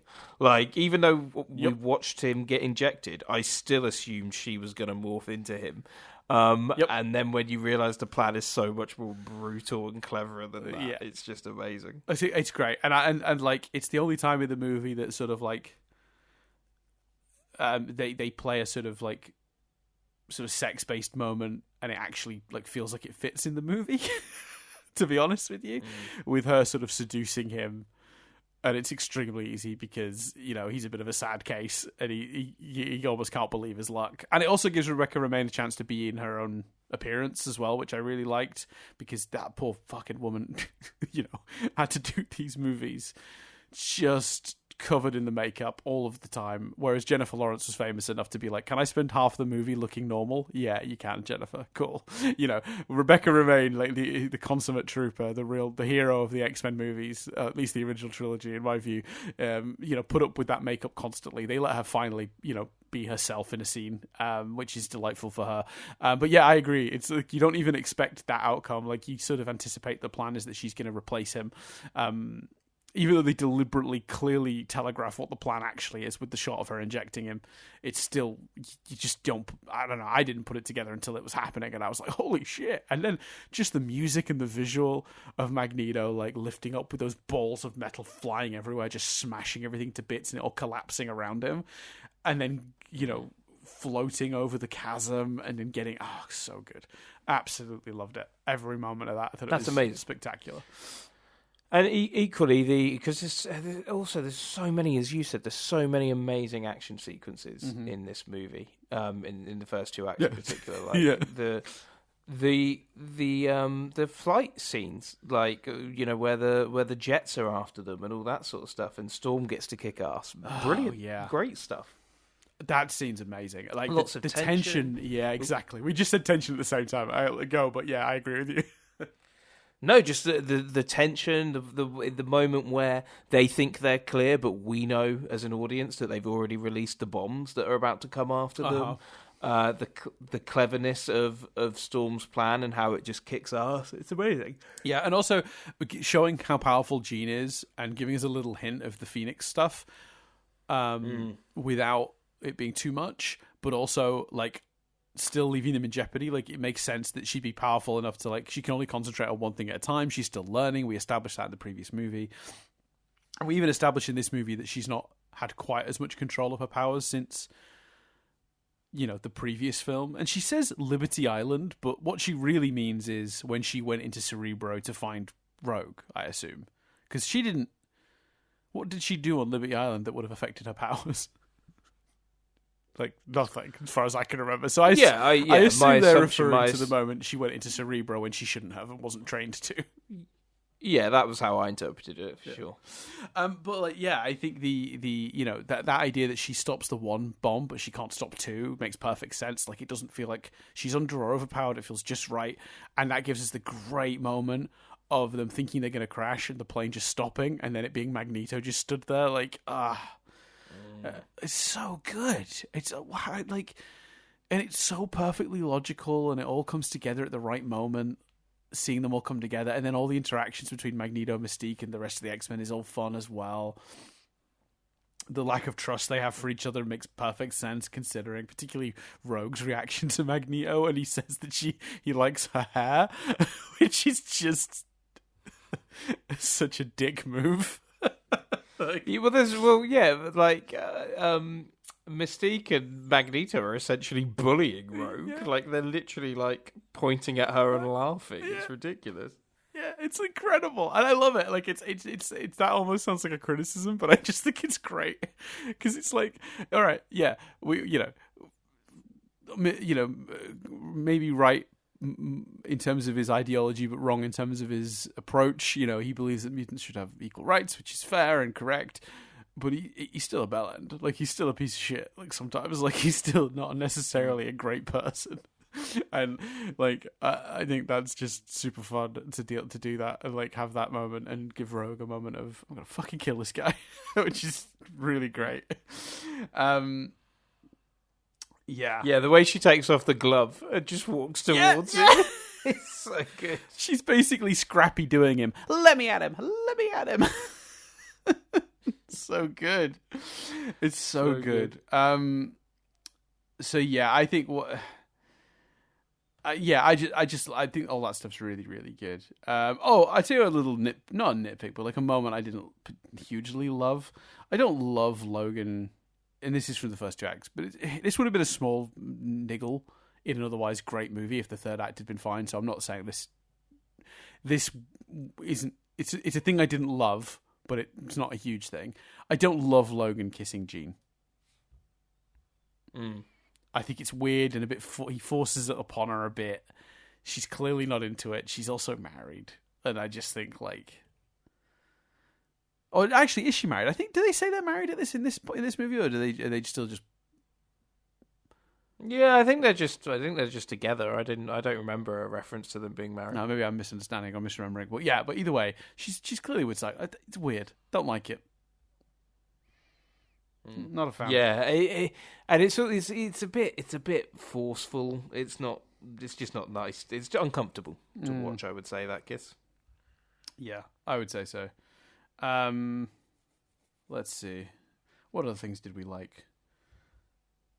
We might be getting towards an end, like Triv then, if I can't think of much more stuff to compliment. Little moment that I liked. I did like Iceman making Logan's soda cold. When he's like, could you? And he's like, yeah, no problem. When he like freezes it. It's delightful. Did you? It's a third act thing we've not talked about. But well, it's the whole movie, but it's tied into. Do you think? Because I think the female Wolverine, I can't remember the character's name, but let's be honest, they're basically there to be a female Wolverine. Yeah. I I thought that could be surprising for people at the end. That would be effective, but also was laid in enough that if you worked it out, you could feel quite good. The bit for me where I'm like, oh, because I didn't remember that. The bit for me is when Logan cranks his neck and it makes a clicking noise. And you're like, oh, okay, there's a woman that's been clicking her knuckles like that the entire movie. Like, this would make sense. It's Stryker, all that stuff.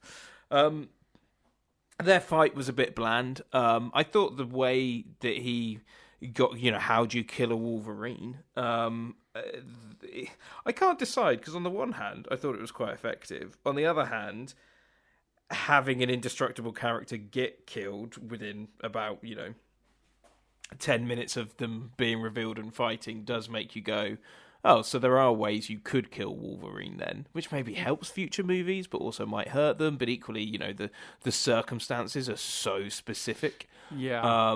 And look, I mean, I don't want to put too much of a point on this either, but like based on the comics, like she could maybe be salvaged because Wolverine heals crazy. Like there's a comic where like Wolverine is like torn into pieces, then his pieces are all buried at the bottom of the ocean.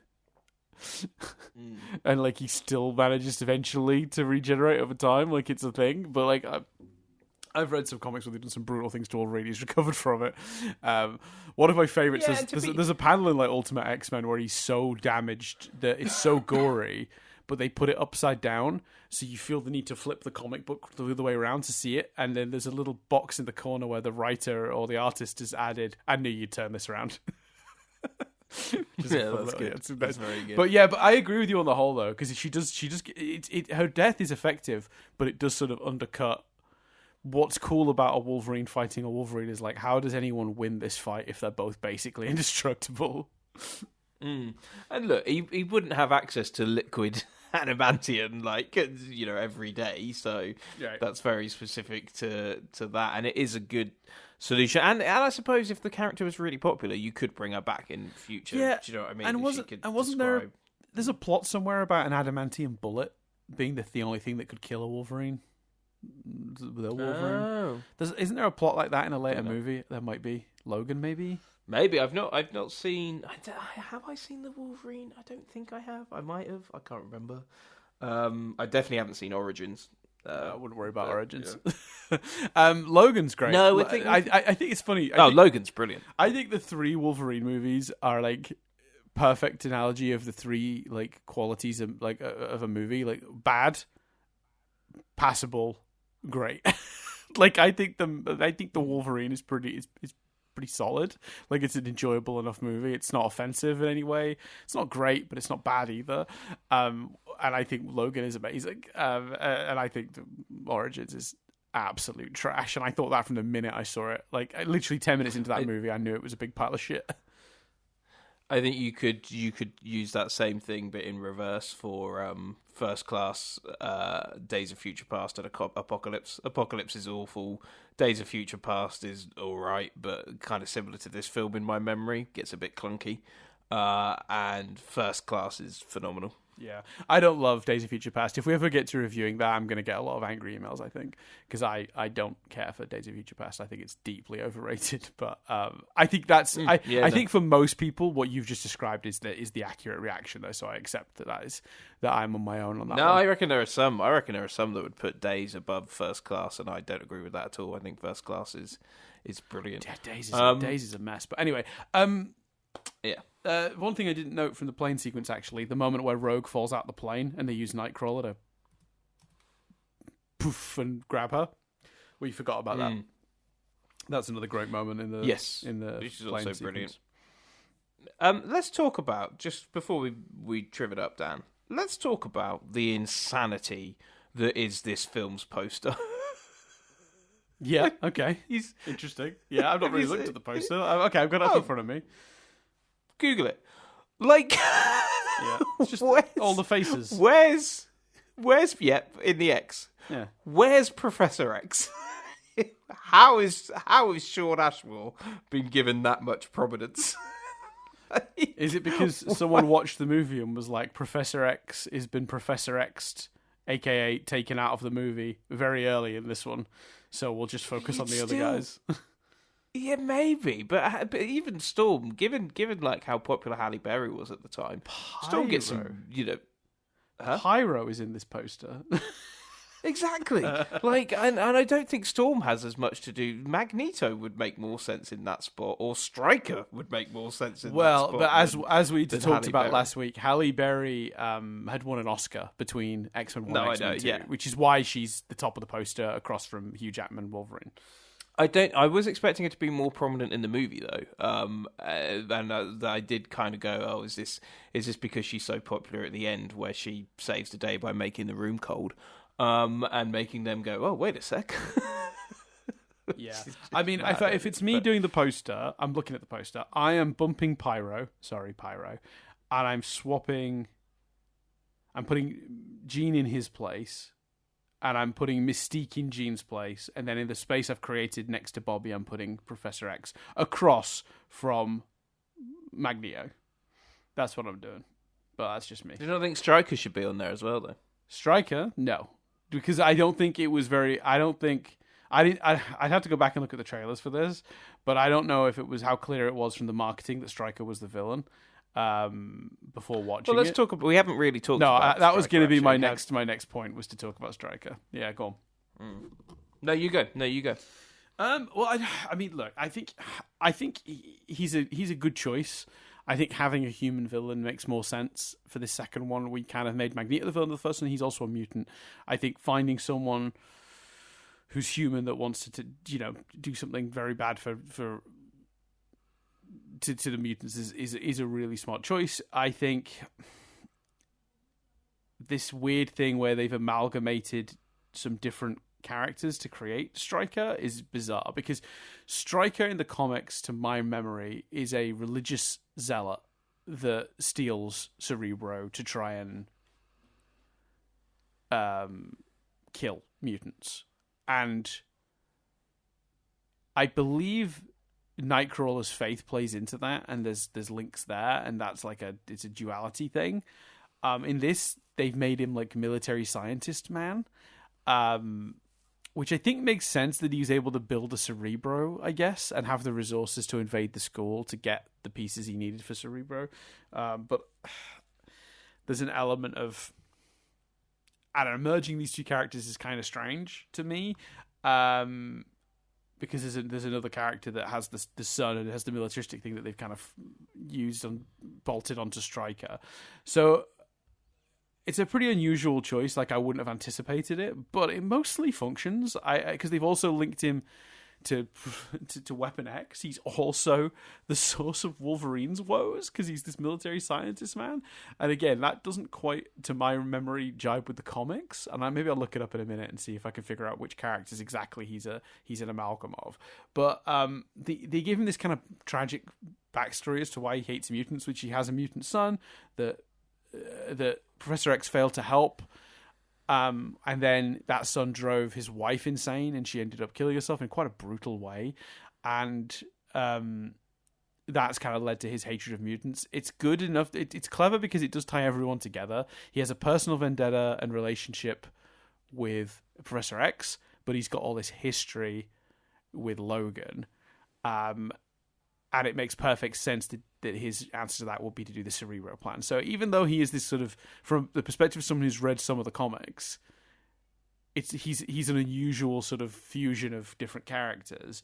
But the reality of Stryker is that he actually, for this movie, works quite well. I did think it's funny that when he gets really mad, he does just become Logan Roy. Just bursts out of him. Like when he's yelling at them about the door. I laughed so much because obviously it's the same actor. I understand it's Brian Cox, like for those of you who don't know. But when they're telling the him, actor, not the scientist. Yeah, the actor, not the scientist, as we should always say when we talk about this guy. When he gets angry about them, like the door, they made the door real thick. He's like, "Oh, did we?" You know, I was like, he just literally for a moment, like even though that character didn't exist yet, Logan Roy emerged from within him.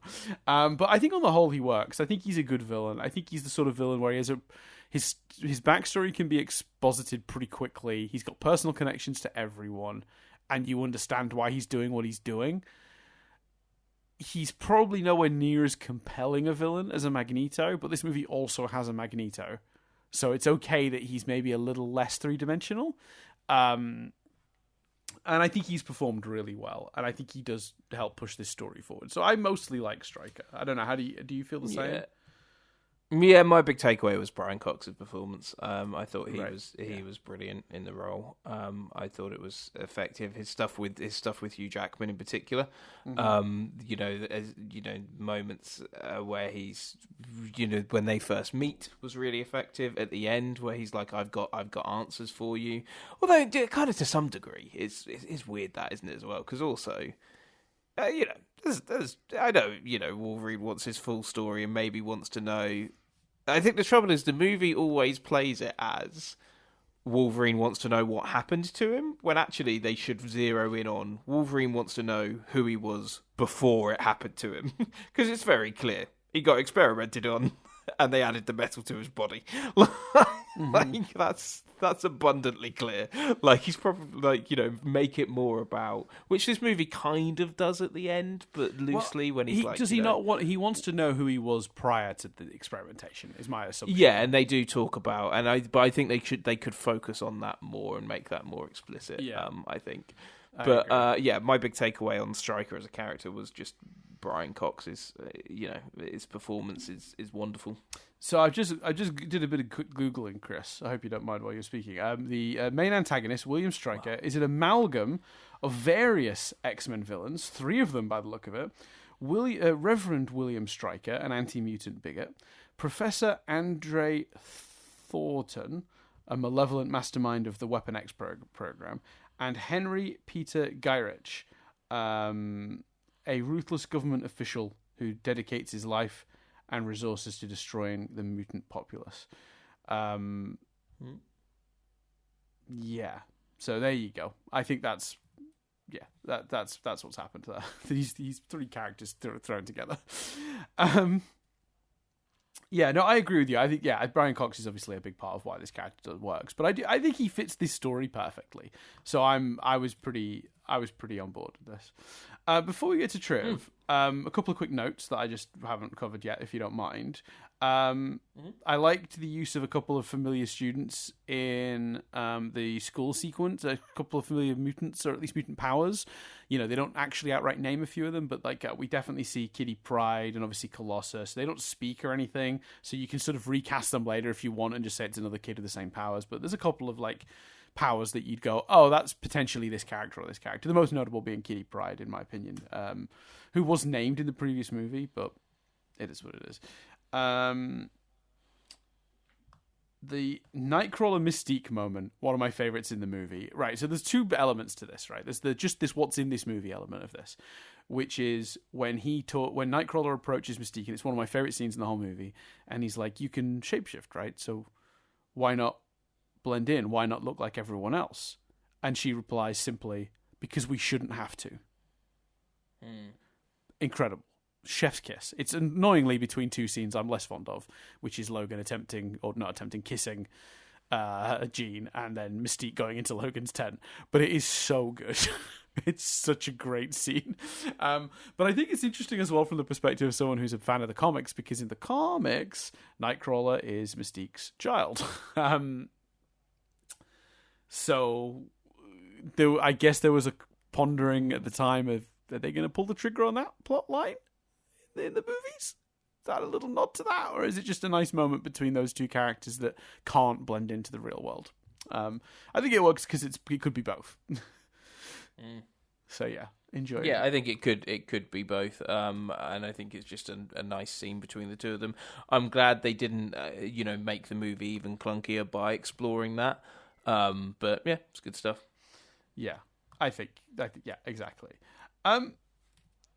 One other note I made about Deathstrike and her death that I forgot to mention is that I don't care how much blood you remove from this movie, nothing is gorier and more upsetting than her death.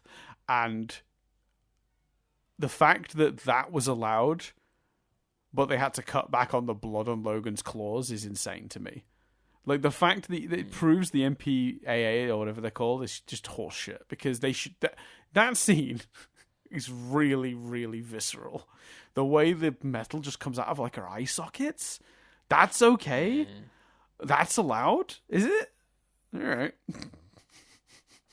Yeah, and like I thought even though the metal cooled really quickly, the clunk as she sort of falls to the bottom of the pool was like So really upsetting. effective as well. Yeah, a horrible noise. I agree. Yeah. Deeply unpleasant.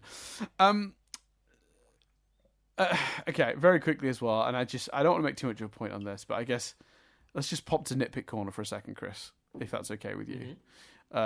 We started in the vicinity of nitpick corner, left nitpick corner completely to go to like we had a good time with the first two acts of this movie town, and now we've wandered back. But I don't think your opening diatribe on how shit the third act of this movie is, Dan, could be described as nitpicking. But carry on. That's true. Anyway, very quickly, I really did not care for, and it's a third act thing, so we're very much back in complaining about the third act, but I forgot to talk about this. I don't think there's a moment in the movie, for just the pure logic of it, I hate more than, you think I can't recognize my own work?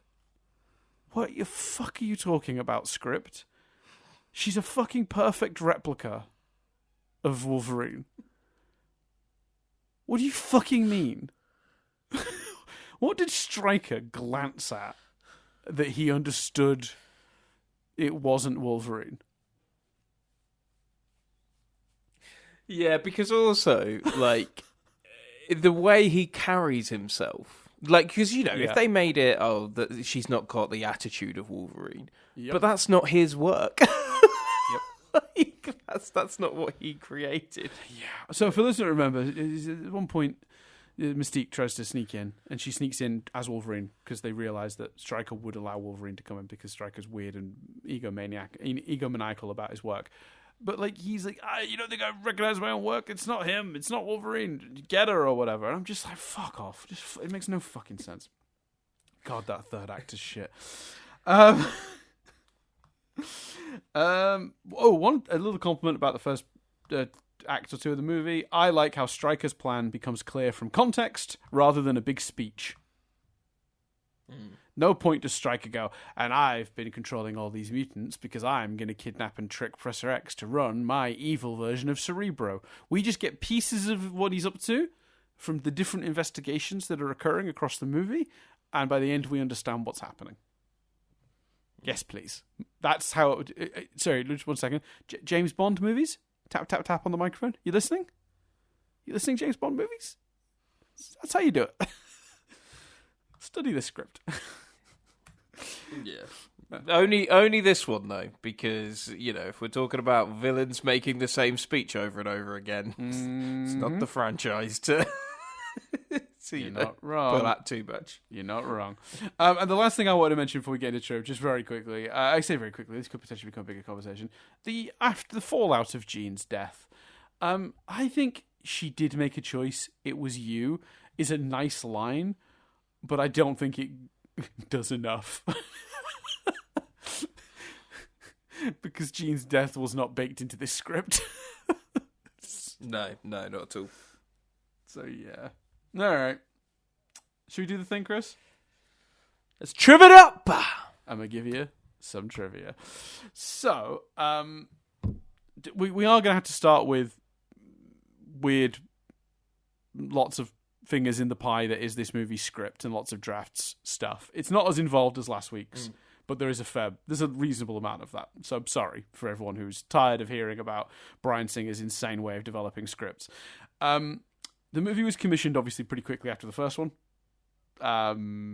Singer spent a fair bit of time figuring out which story to adapt, and he met with a few different writers. He did meet with, I think, probably one of the more influential choices that was made in the sort of process of developing this movie was his meeting with Zach Penn, who convinced him definitely not to go near Dark Phoenix yet.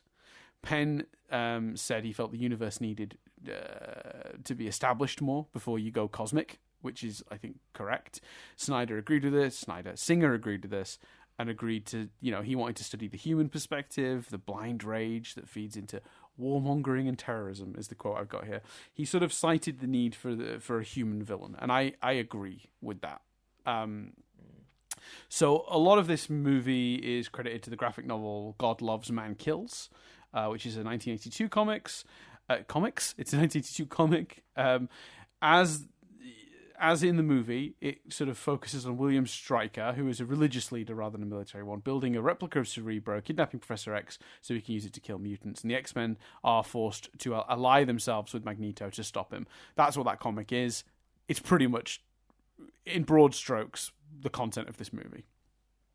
Or at least the elevator pitch of this movie. With that mandate, Zach Penn and First Film's writer and the phone guy, David Hayter, were invited to and hired, to write separate drafts. And I mean separate drafts. Like, they both went separately and wrote a draft of this movie. Sorry, 1 second. I need to adjust something here. My headphones keep making a squeaky noise at me and I can't make it stop. There it goes.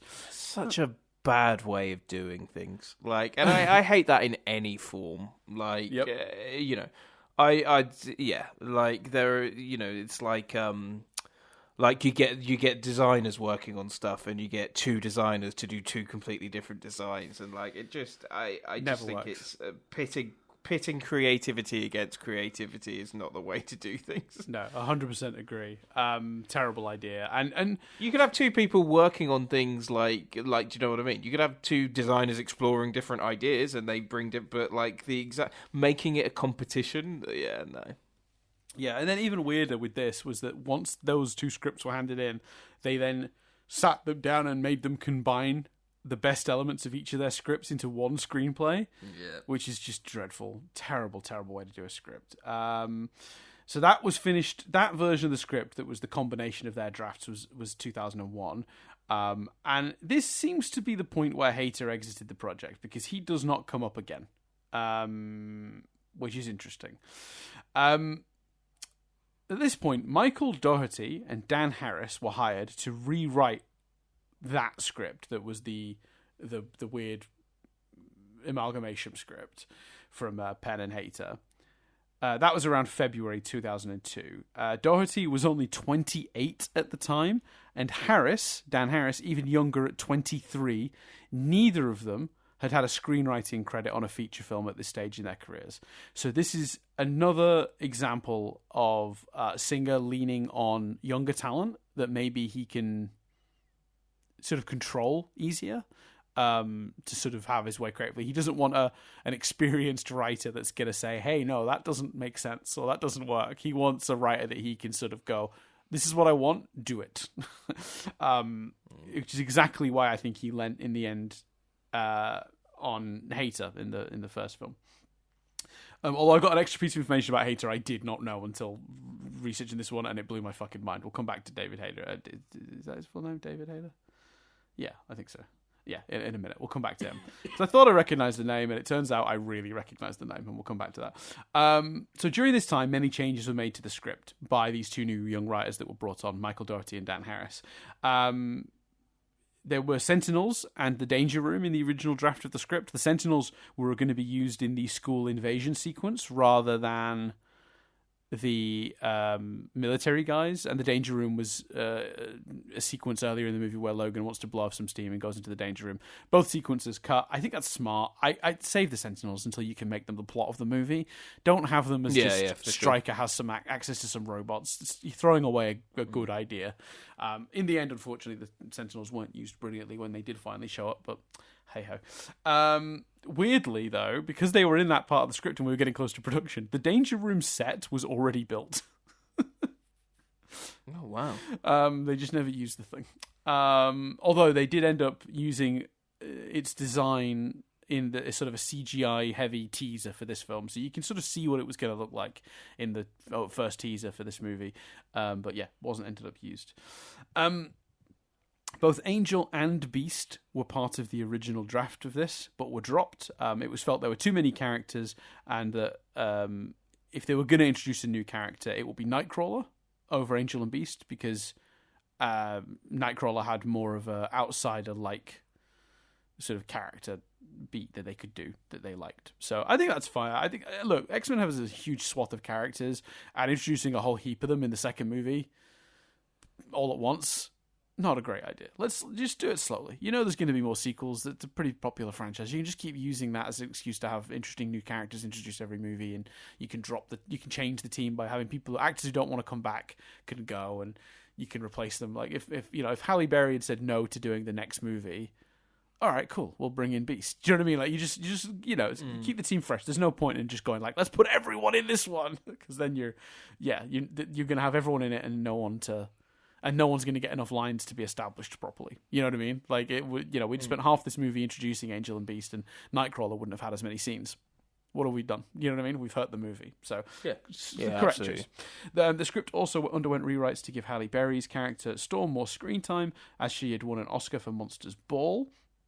And this is again the drafts that Doherty and Harris were working on.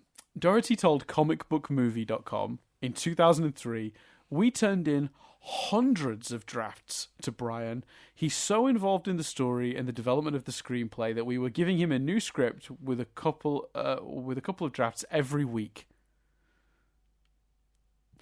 Harris said, draft-wise, in total, we did about 26 drafts for the studio and 150 plus individually for just the team, for our team.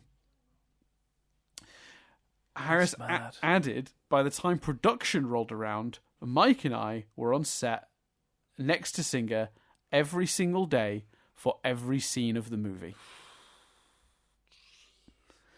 So this is why we have so many changes happening while the train is moving.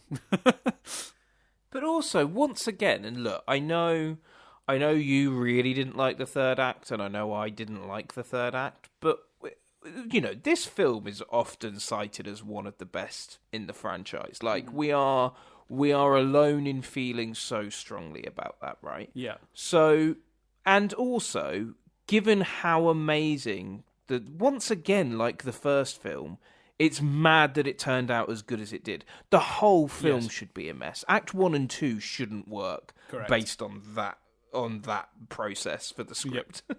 I 100% agree with you. I 100% agree with you. It's crazy. That's mad. Absolutely crazy. And look, it's funny, we were talking about, good one, medium one, bad one. I think that's where we're at for me with this. Like, the third act does nearly bring this movie into the not passable territory, into not recommend. But the reality is, because the first two acts are strong enough that I still recommend this movie. It's just, I prefer the first one because the third act is such a mess. So we really have got good one, medium one, bad one. Yeah, totally. History will repeat itself when we do First Class. Days of Future Past, which I don't like particularly, but I know is widely enjoyed. So that's going to very much and I think let's not make ourselves sit through we can get away with it here because they were released like that, but unfortunately because of Dark Phoenix, I don't think we can do that as a trilogy. Well, it'd be Apocalypse. It wouldn't even be Dark Phoenix, would it? We'd end on Apocalypse, which would be a nightmare. But yeah, look, we're not covering those. No. I mean, no, I haven't. No, I just mean there's 4 movies. Yeah, right. We can't claim that the first 3 are a separate trilogy like we are here. No. We will probably cover those at some point, maybe, but that's way down the line. I don't think we'll cover those anytime soon. Literally. Oh, I'm still thinking personally of, and if I do, I will update at some point. But I'm still thinking of doing all of them just keeping going. Well, I can understand why that would be tempting, because strictly speaking, you either do the Logan trilogy next, which could be a bit of a slog, or you go to First Class from Last Stand. So, and that's very tempting. I think we would do. It's a mad way of doing it. I know that, but I think we'd go release order. Oh shit! So you'd break up the sort of the new trilogy, the McAvoy onwards era, by dicing in some Wolverine movies and Deadpool. Yeah. Oh dear. Oh god. See, I would. Yeah. Though, I think that makes sense actually, because I think the Deadpool movies are a lot when they're watched together. To be honest. Yeah, I'm just seeing because it just Wikipedia just in chronological order I'm just seeing what the release order was. I think I can guess it. I think it was Origins,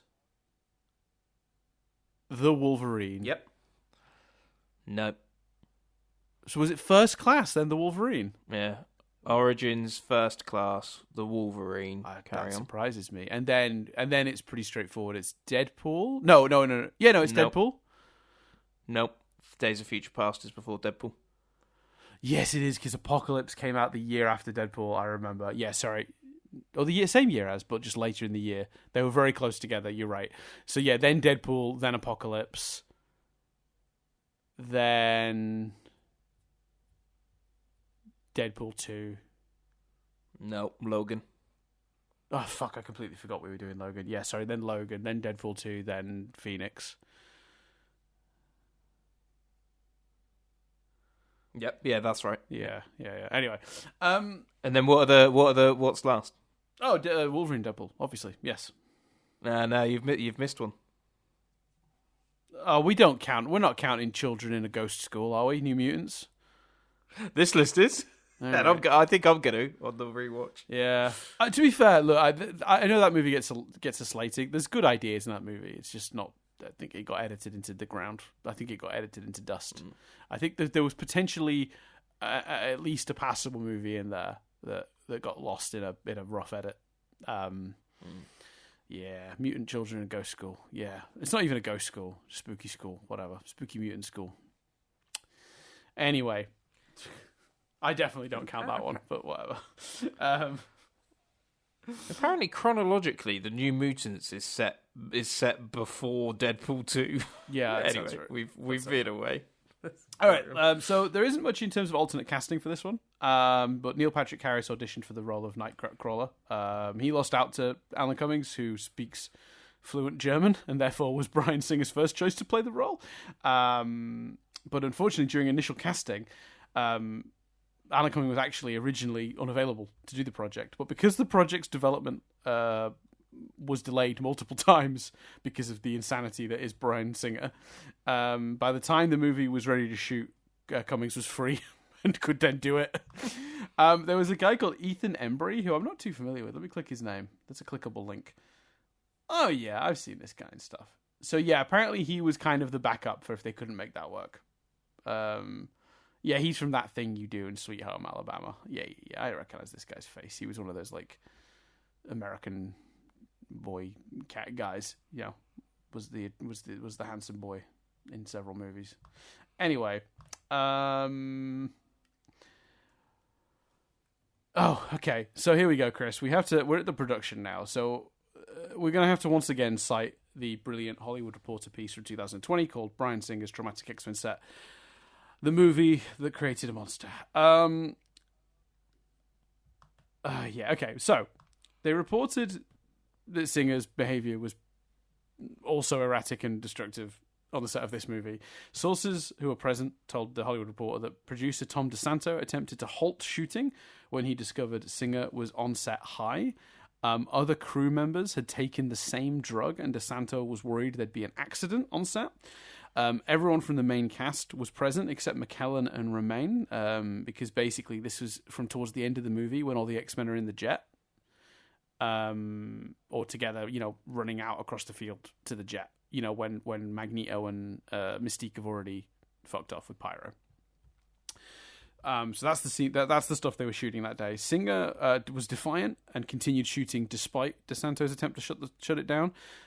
This did indeed lead to a botched stunt that left Jackman bleeding on camera. Jeez. They didn't even have a stunt coordinator on set because apparently the scene in question was scheduled to be shot the next day, and Singer had just gone off one and just decided to shoot it anyway. This led to a huge argument between Singer and DeSanto. And for those who don't remember, it was DeSanto brought Singer into the X-Men franchise, if you remember the trivia from the last one. And they worked really closely together to make that first X-Men movie happen. They had a huge blow-up fight at this stage. And in the end, Ralph Winter, who was an executive producer who did have the power to shut the production down, temporarily did so. But literally the next day, the studio told DeSanto to go back to LA and leave the set, which kind of means they seemingly sided with Singer, the studio, which is even more insane, considering that DeSanto's concern was immediately backed up by an accident. You know what I mean? Yeah, absolutely. This led to the entire cast, minus McKellen and Romain, who presumably had that week off because they were just shooting with the other guys. They just weren't around, it seems. So the rest of the cast, dressed in their full X-Men costumes, descended on Singer's trailer and threatened to quit if DeSanto left. This is the legendary moment that Halle Berry famously told Singer, and this is a sentence I never thought I'd get to say in my life. So I'm very pleased that Halle Berry has given me the opportunity in retelling this story to say this. "You can kiss my black ass." Which is an amazing thing to say it said. So once again, thank you, Miss Berry. A big fan.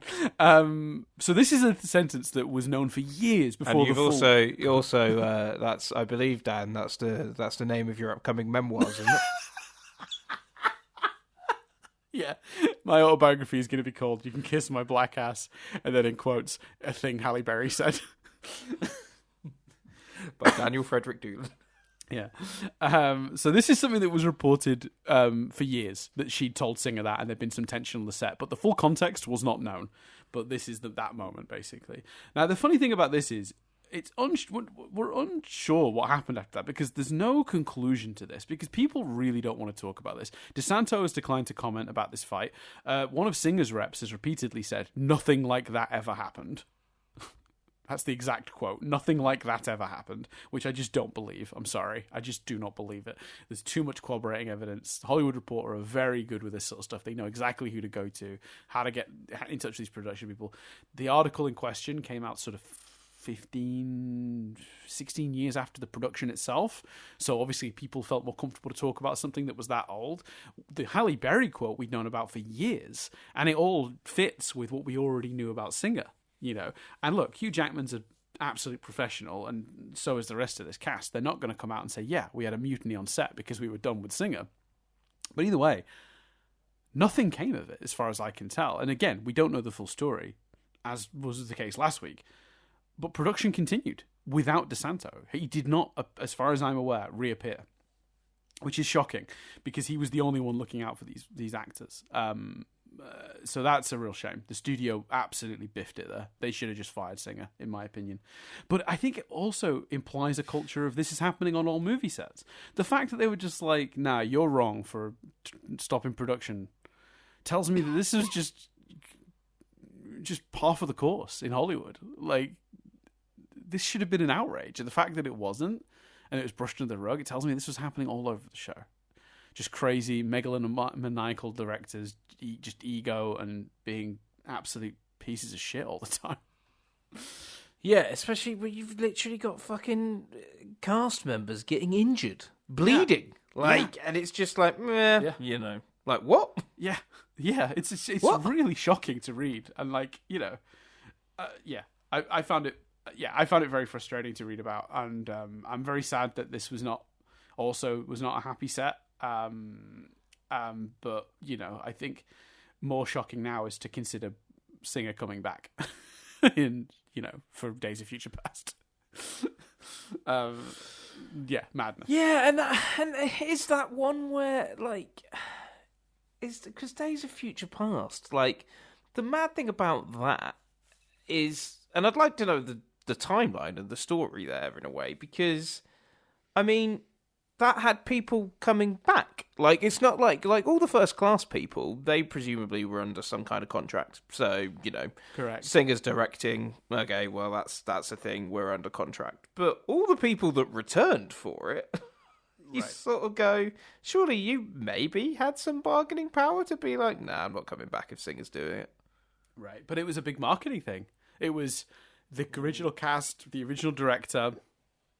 They're all back, which I think is so dumb. Just after you've done a fresh, really functional reboot of the franchise ridiculous. With a new voice and a new cast, now we're immediately doing the old stuff again. Can we not? And I get the appeal in a movie, but it's what Zach Penn said about Phoenix. Don't do it yet. Like, I get the appeal in doing it and doing both, but have another movie to establish the new team. and reinforce the popularity of the new guard, Yeah. and then do this. Yeah, it should have been First Class, then some other movie with that team fighting a villain or whatever, and then Days of Future Past instead of Apocalypse. And you should just never done Apocalypse. Apocalypse. Yeah, or you do Apocalypse well, and that's your second movie. But yeah. Yeah. Anyway, so just move on anyway from the Bryan Singer's a piece of shit segment of the show. Just some normal fun sort of trivia. Professor Xavier's wheelchair from the first X-Men movie was sold after that movie to a lawyer who worked for the same law firm as Sir Patrick Stewart's attorney. When production began, the studio realised they didn't have the chair anymore, and the lawyer was like, "Yeah, you can have it for money." Stewart has said in an interview it was not an insignificant sum. So that lawyer absolutely rinsed them, which I love. What a dick move. That's amazing. So good. So good. Absolutely brilliant. Also, the price point of that has got to be perfect, hasn't it? The price point to ask for an amount that is ridiculous and going to give you a lot of money, but also an amount that is cheaper than the studio rebuilding the chair. Yes. Is just phenomenal. Yeah. 100% agree. I absolutely love it. Yeah, very good. Big fan. An interesting thing that we didn't get in this movie, there was plans to have Ray Park return as Toad and to show up at Stryker's Alkali Lake location, brainwashed like Cyclops, and fight Nightcrawler. Unfortunately, schedule conflicts prevented this, and as a result, another set that was built, the one built for that fight scene, did not get used along with the Danger Room set. So this movie built two sets that were just not used for anything. That's in that case, you just got to feel sorry for the crew, haven't you, that built them? Yeah, definitely. Two voice actors from the TV show X-Men Evolution get little roles in this movie. So David Kaye, who voiced Professor X in X-Men Evolution, is one of the television announcers, and Chiara Zani, who was the voice of Jubilee in X-Men Evolution, was the White House tour guide. I think that's just nice. Just include some of the voice actors. I think that's good. It's nice. To create the effect of the people being frozen at the beginning and end of the movie, they actually hired mimes who had the ability to just stand extremely still. That's why you get all these really convincing shots of them being still while the camera is moving and the lighting is changing, which I found extremely effective. Definitely. During filming, Hugh Jackman's sister visited the set as a joke. She got made up in Jackman's full Wolverine costume and makeup with the fake hair, all pointy and everything. Apparently, she was quite convincing as Jackman because at one point, Bryan Singer, who was not aware that it was not Hugh, commented during shooting that, and this is in quote marks, "Hugh is acting very strangely today." Jesus. I love it. If there was a subtitle for this trilogy of podcast episodes, it would be "How did Singer get away with this shit for so long?" Yeah, it's pretty funny. Yeah, because there's no extra context there. But I think if you add that to the thing that he was on, medication, drugs, whatever it was he was taking, the implication is that he was kind of high on set, or at least not with it on set. Whether it be alcohol, whatever. With that context, that story makes a lot more sense. So, Deathstrike, or Lady Deathstrike, was played by Kelly Hu, who does a great job, by the way. She doesn't have a huge amount to do in this movie, as with all of the X-Men movies. The women deeply underserved. Just always the way with these. But she did have, obviously, the cool claws that come out of her nails. They were actually glued to her own fingernails, and she had to grow them out so they could be securely fastened for the movie. But yeah, Kelly Hu, we didn't give enough compliments to, does a great job in that role. She's very menacing. Real badass. Shame they didn't have more for her to do. I think it's cool how they achieved the effect with the nails. Thought it looked good. Magneto's helmet was subtly redesigned from the previous movie because Ian McKellen found the original to be deeply uncomfortable, which is fair enough. They shot some cameos for this movie that didn't make it in. So this is another movie where they nearly had Gambit show up, but didn't. So basically, during the scene at the end, when Cerebro is hurting mutants, we were going to sort of see the effect it was having on different mutants across the world in flashes. One of them was going to be Gambit at a card game, and then he would feel the pain of the Cerebro getting into his brain, and his powers would flare up, and the cards would start exploding. They actually shot this scene. And they used James Banford, who is Hugh Jackman's stunt double, for the role, but they shot it from behind, so you didn't see his face to create ambiguity, but it didn't make the final cut. They also had the Hank McCoy that was seen on the television earlier in the movie double over in pain and then start to transform into his sort of furry beast form. That they were both cut, basically, probably just for time. But it's a shame because I actually think that would have been cool for both of those, to be honest. Definitely, yeah, that would have definitely been cool. So yeah, that's unfortunate. So unlike the first movie, you'll be glad to hear, Chris, that unlike in the first movie, Rebecca Romaine could see because they didn't use contact lenses this time. They just did her eyes digitally, so the poor woman had her sight. Any time, and look, I'm obviously, Dan, you and I, we're not in the movie making business. We're not in filmmaking, so call it naive. But I feel like it should just be a given that actors won't go blind. But I'm not in the filmmaking business, so maybe that's naive, wishful thinking on my part. But any time a movie is produced and an actor doesn't go blind, I say that's a win. Yeah. So for those who don't remember our first episode, or didn't hear our first episode, Chris and I were talking about Tyler Mane, the actor that played Sabretooth, lost his vision because his contact lenses were left in too long. And Rebecca Romaine, who plays Mystique, when they were in, she only had about 18% of her vision. Because the contact lenses blocked so much of her sight, which means she's doing stunts without full vision, which is deeply dangerous. In this movie, they did not have to do that. They digitally did it, which is way better. And another bonus for poor Rebecca Romaine, who really suffered on the first movie. Obviously, it was no longer a secret what Mystique looked like. The design was out there. So she didn't have to be isolated from the cast like she was in the first movie. And then, an extra bonus, you may have noticed Mystique's design was slightly different in this movie. She has less scales across the entire bodywork. It's now in sort of more patches. Basically, they adjusted it so it would only take 5 hours to apply as opposed to the 9 hours it took to apply in the first movie. That's a big win for her. I'm pleased. I genuinely makes me happy. She's a very talented performer. Yeah. She deserved better. Yeah, completely agree. So, the set of Stryker's underground lair was built in an old Sears warehouse, and this is the largest set in North America at the time. It involved over 60 miles of cable and was so large that cast and crew members used bicycles to get to and from the bathroom. And even then, the production only used about half of the space in the warehouse. That's incredible. God, the last thing you need to do if you're bursting for a pee is get on a bike. Yeah, it's not good. That can't be. That's gotta make things worse. I agree.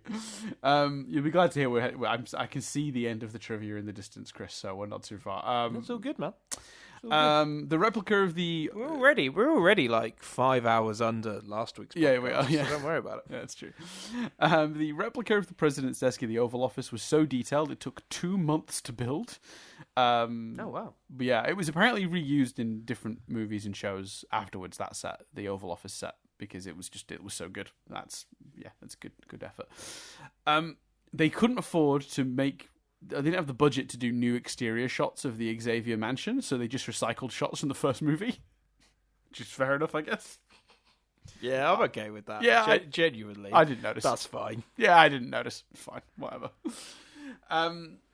And it feels very like old school TV, like in Power Rangers, where they'd use the same shots to establish, like they had the same one shot of the building that was where their like base was that they used every week.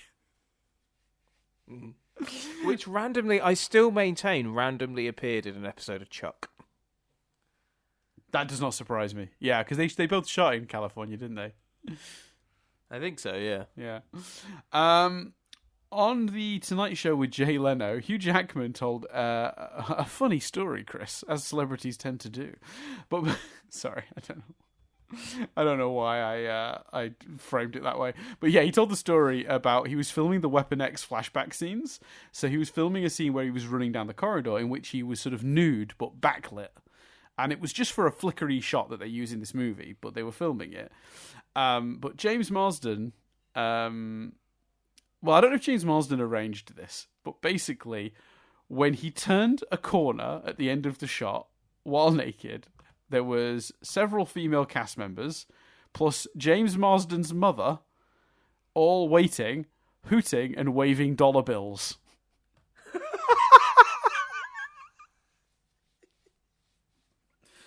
I mean, we don't have time, but there's so much to unpack with that. But I will say my favourite element is just the inclusion of James Marsden's mother. Yeah. The idea that James Marsden was like, Mum, there's a day you definitely want to come to set.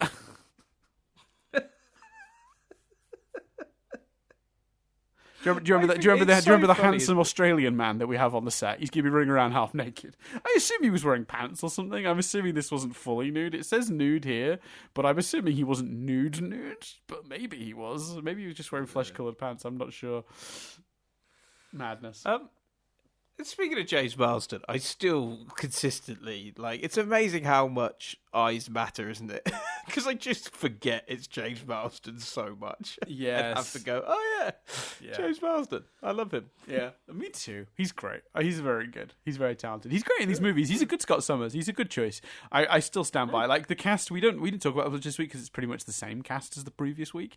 So if you listened to our last episode, you'll have heard us gush about all these performers. But they're all amazing. Like, it's such a well-cast movie.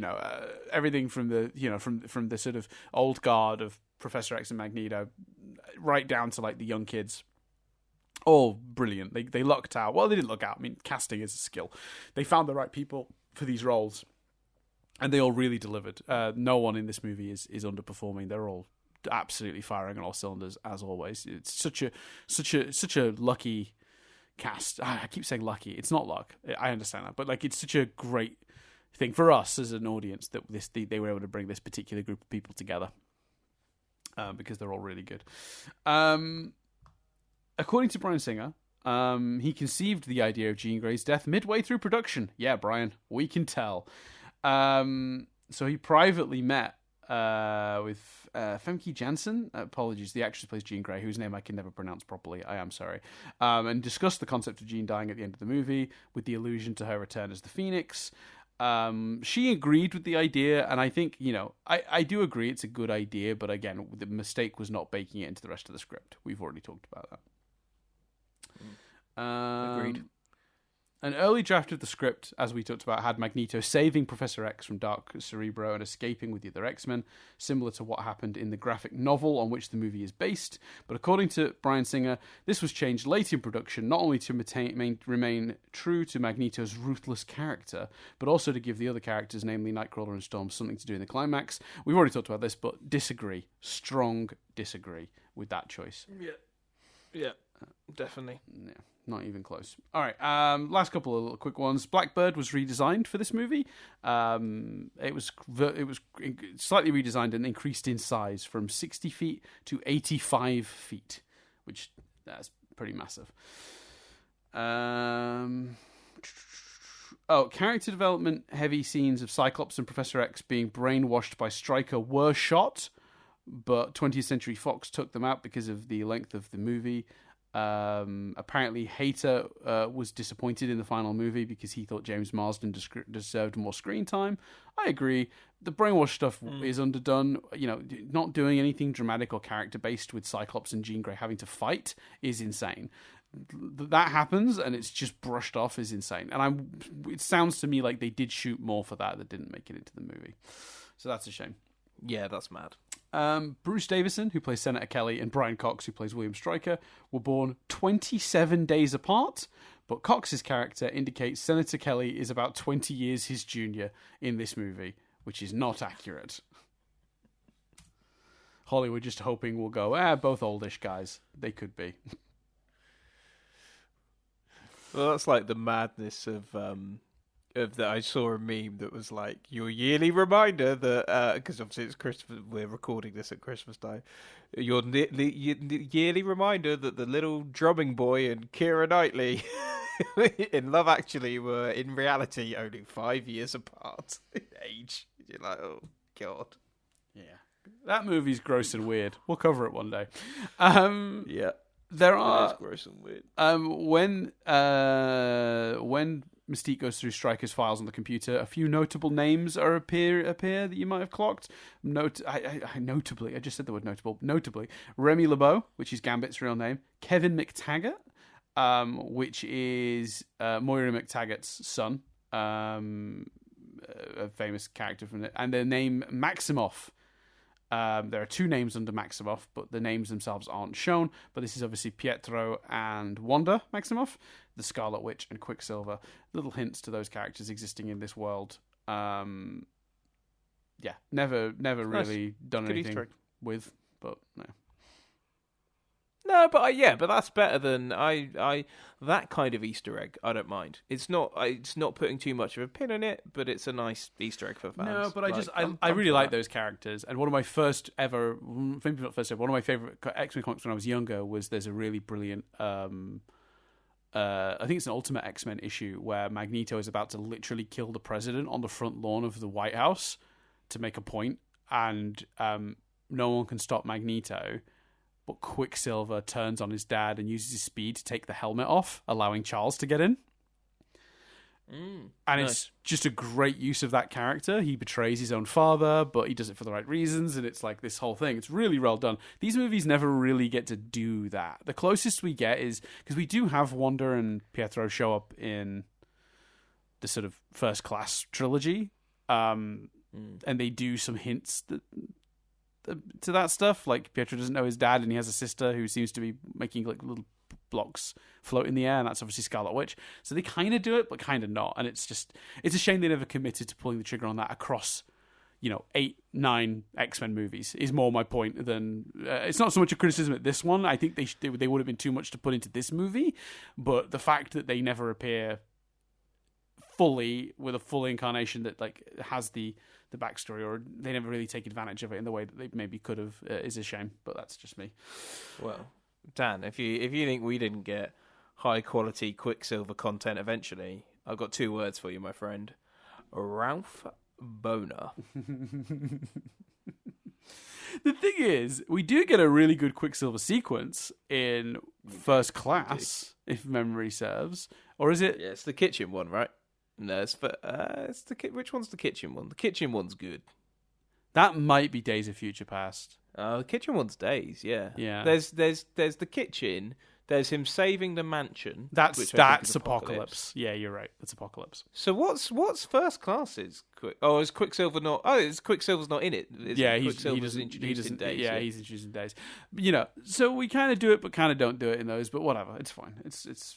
He's there. He exists. Fine. Do we get an equivalent in? I'm just looking it up. Do we get an equivalent in Dark Phoenix? Do we get a Quicksilver scene? I bet we do. I don't remember. That movie was a blur of absolute shite to me. I can't. It was one of the worst movies I sat through that year. It was an absolute banging my head on the seat in front of me sort of experience. So I don't remember. Maybe I banged my head against the seat in front of me so much I gave myself some sort of brain damage and forgot the movie. Right. Well, there's a YouTube video called X-Men Dark Phoenix, all Quicksilver scenes, and it's only 2 minutes 34 seconds long, so I assume not particularly. Oh, it's a bad movie. Anyway, it's a bad movie, Chris. There was an idea for Jean to be rendered blind after her fight with Cyclops. And they actually filmed a bunch of stuff and dropped it in post-production. In fact, if you pay close attention to when Wolverine shuts the damn door to save them from the water, everyone turns to look at him except Jean, because the premise was at that point that she couldn't see. but they removed that from the movie. Yeah, right. I don't know what you want from me anymore, movie. Just this is all bad, right? This is all bad. Yeah, it's bad. Yeah. Sorry, it's bad. But despite that, this was the sixth highest grossing movie of 2003. So on a budget of 110 million, so they got about 50 million more from the last movie. This made 407 million at the box office. So, wow. It's an interesting one, that, because they gave them a bunch more money, but it didn't make a heap more. So if you're doing the ratios of, like, the profits and stuff, it's not a great return on investment. Okay, no. If you're just saying they spent 110 million, they made 400 million, that is good. Oh, no, because the last one, it was 300 million. No. Okay. I thought it was 390 million in the last movie, but no, this made 100 million more. Okay, no, I'm going to shut up. This movie did make more money. This movie gave them about an 80 million increase in profit, so I'll shut my mouth now. Right. Yeah. That's it's a fair chunk. Yeah. So yeah, it's pretty effective, I would say. Yeah. I think it made a bunch of money. Like I don't know what. Yeah, they in terms of if they want to make a movie that was going to turn money and that was what mattered, then yeah. Yes, it is. It is also it is renowned. Like I think we have been more. Like I regularly see it near the top spot of like X-Men ranks lists. Although there's a lot of shit in this franchise, isn't there? Maybe that's more a reflection on that. But yeah. I think we've been harder on this movie than I think a lot of people are. Yeah. So probably. That's probably true. So with that in mind, Chris, it's time for Cars Exist. The car that Wolverine drives, that according to Iceman belongs to Cyclops, is a Mazda RX-8. The X's in the rims were actually especially made for this movie, to make it sort of an X car. And now I'm going to do this just on the grounds that I want to hear what sound you'll make for it. But it's time for Sunglasses Exist. Oh, I like that. It's good. The sunglasses worn by Cyclops are Oakley pennies. Although they do look very similar to the glasses he wore in the first one. They are a different model. It was the Oakley Juliets in the first movie. They have modified binders around the lenses, as we all, I'm sure, noticed. Oakley were also responsible for manufacturing the visor, which Cyclops wears, and in some shots, and I cannot believe I'm saying this, the Oakley logo, which is a horizontal stretched O, can be seen on the visor. It's amazing that they let them put the logo on them, isn't it? That's mad. Stunning. Absolutely stunning scenes. That's brilliant. Where do you start with that, Good stuff. Well done, Oakley. It's not Oakley's fault. It's the studio that let them do it. That's true. All right, so to summarise, third act problems. Yeah, third act problems, and how did Bryan Singer get away with this for so long? Yeah. I mean, it's a shambles. It's a shambles. And so, would you still? Yeah. So you'd rank the first one higher. Yeah. It's not even close. I don't think. Yeah. It's a shame because this was on track. Like I said, I was halfway through my viewing. Like, holy shit, I'm gonna have to eat some crow because I was pretty confident that the first one was superior, and then the ending happened.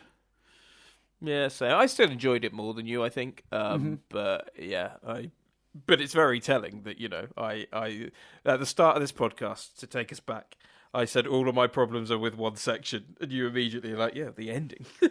Or the third act. The third act is a mess. It's a real mess.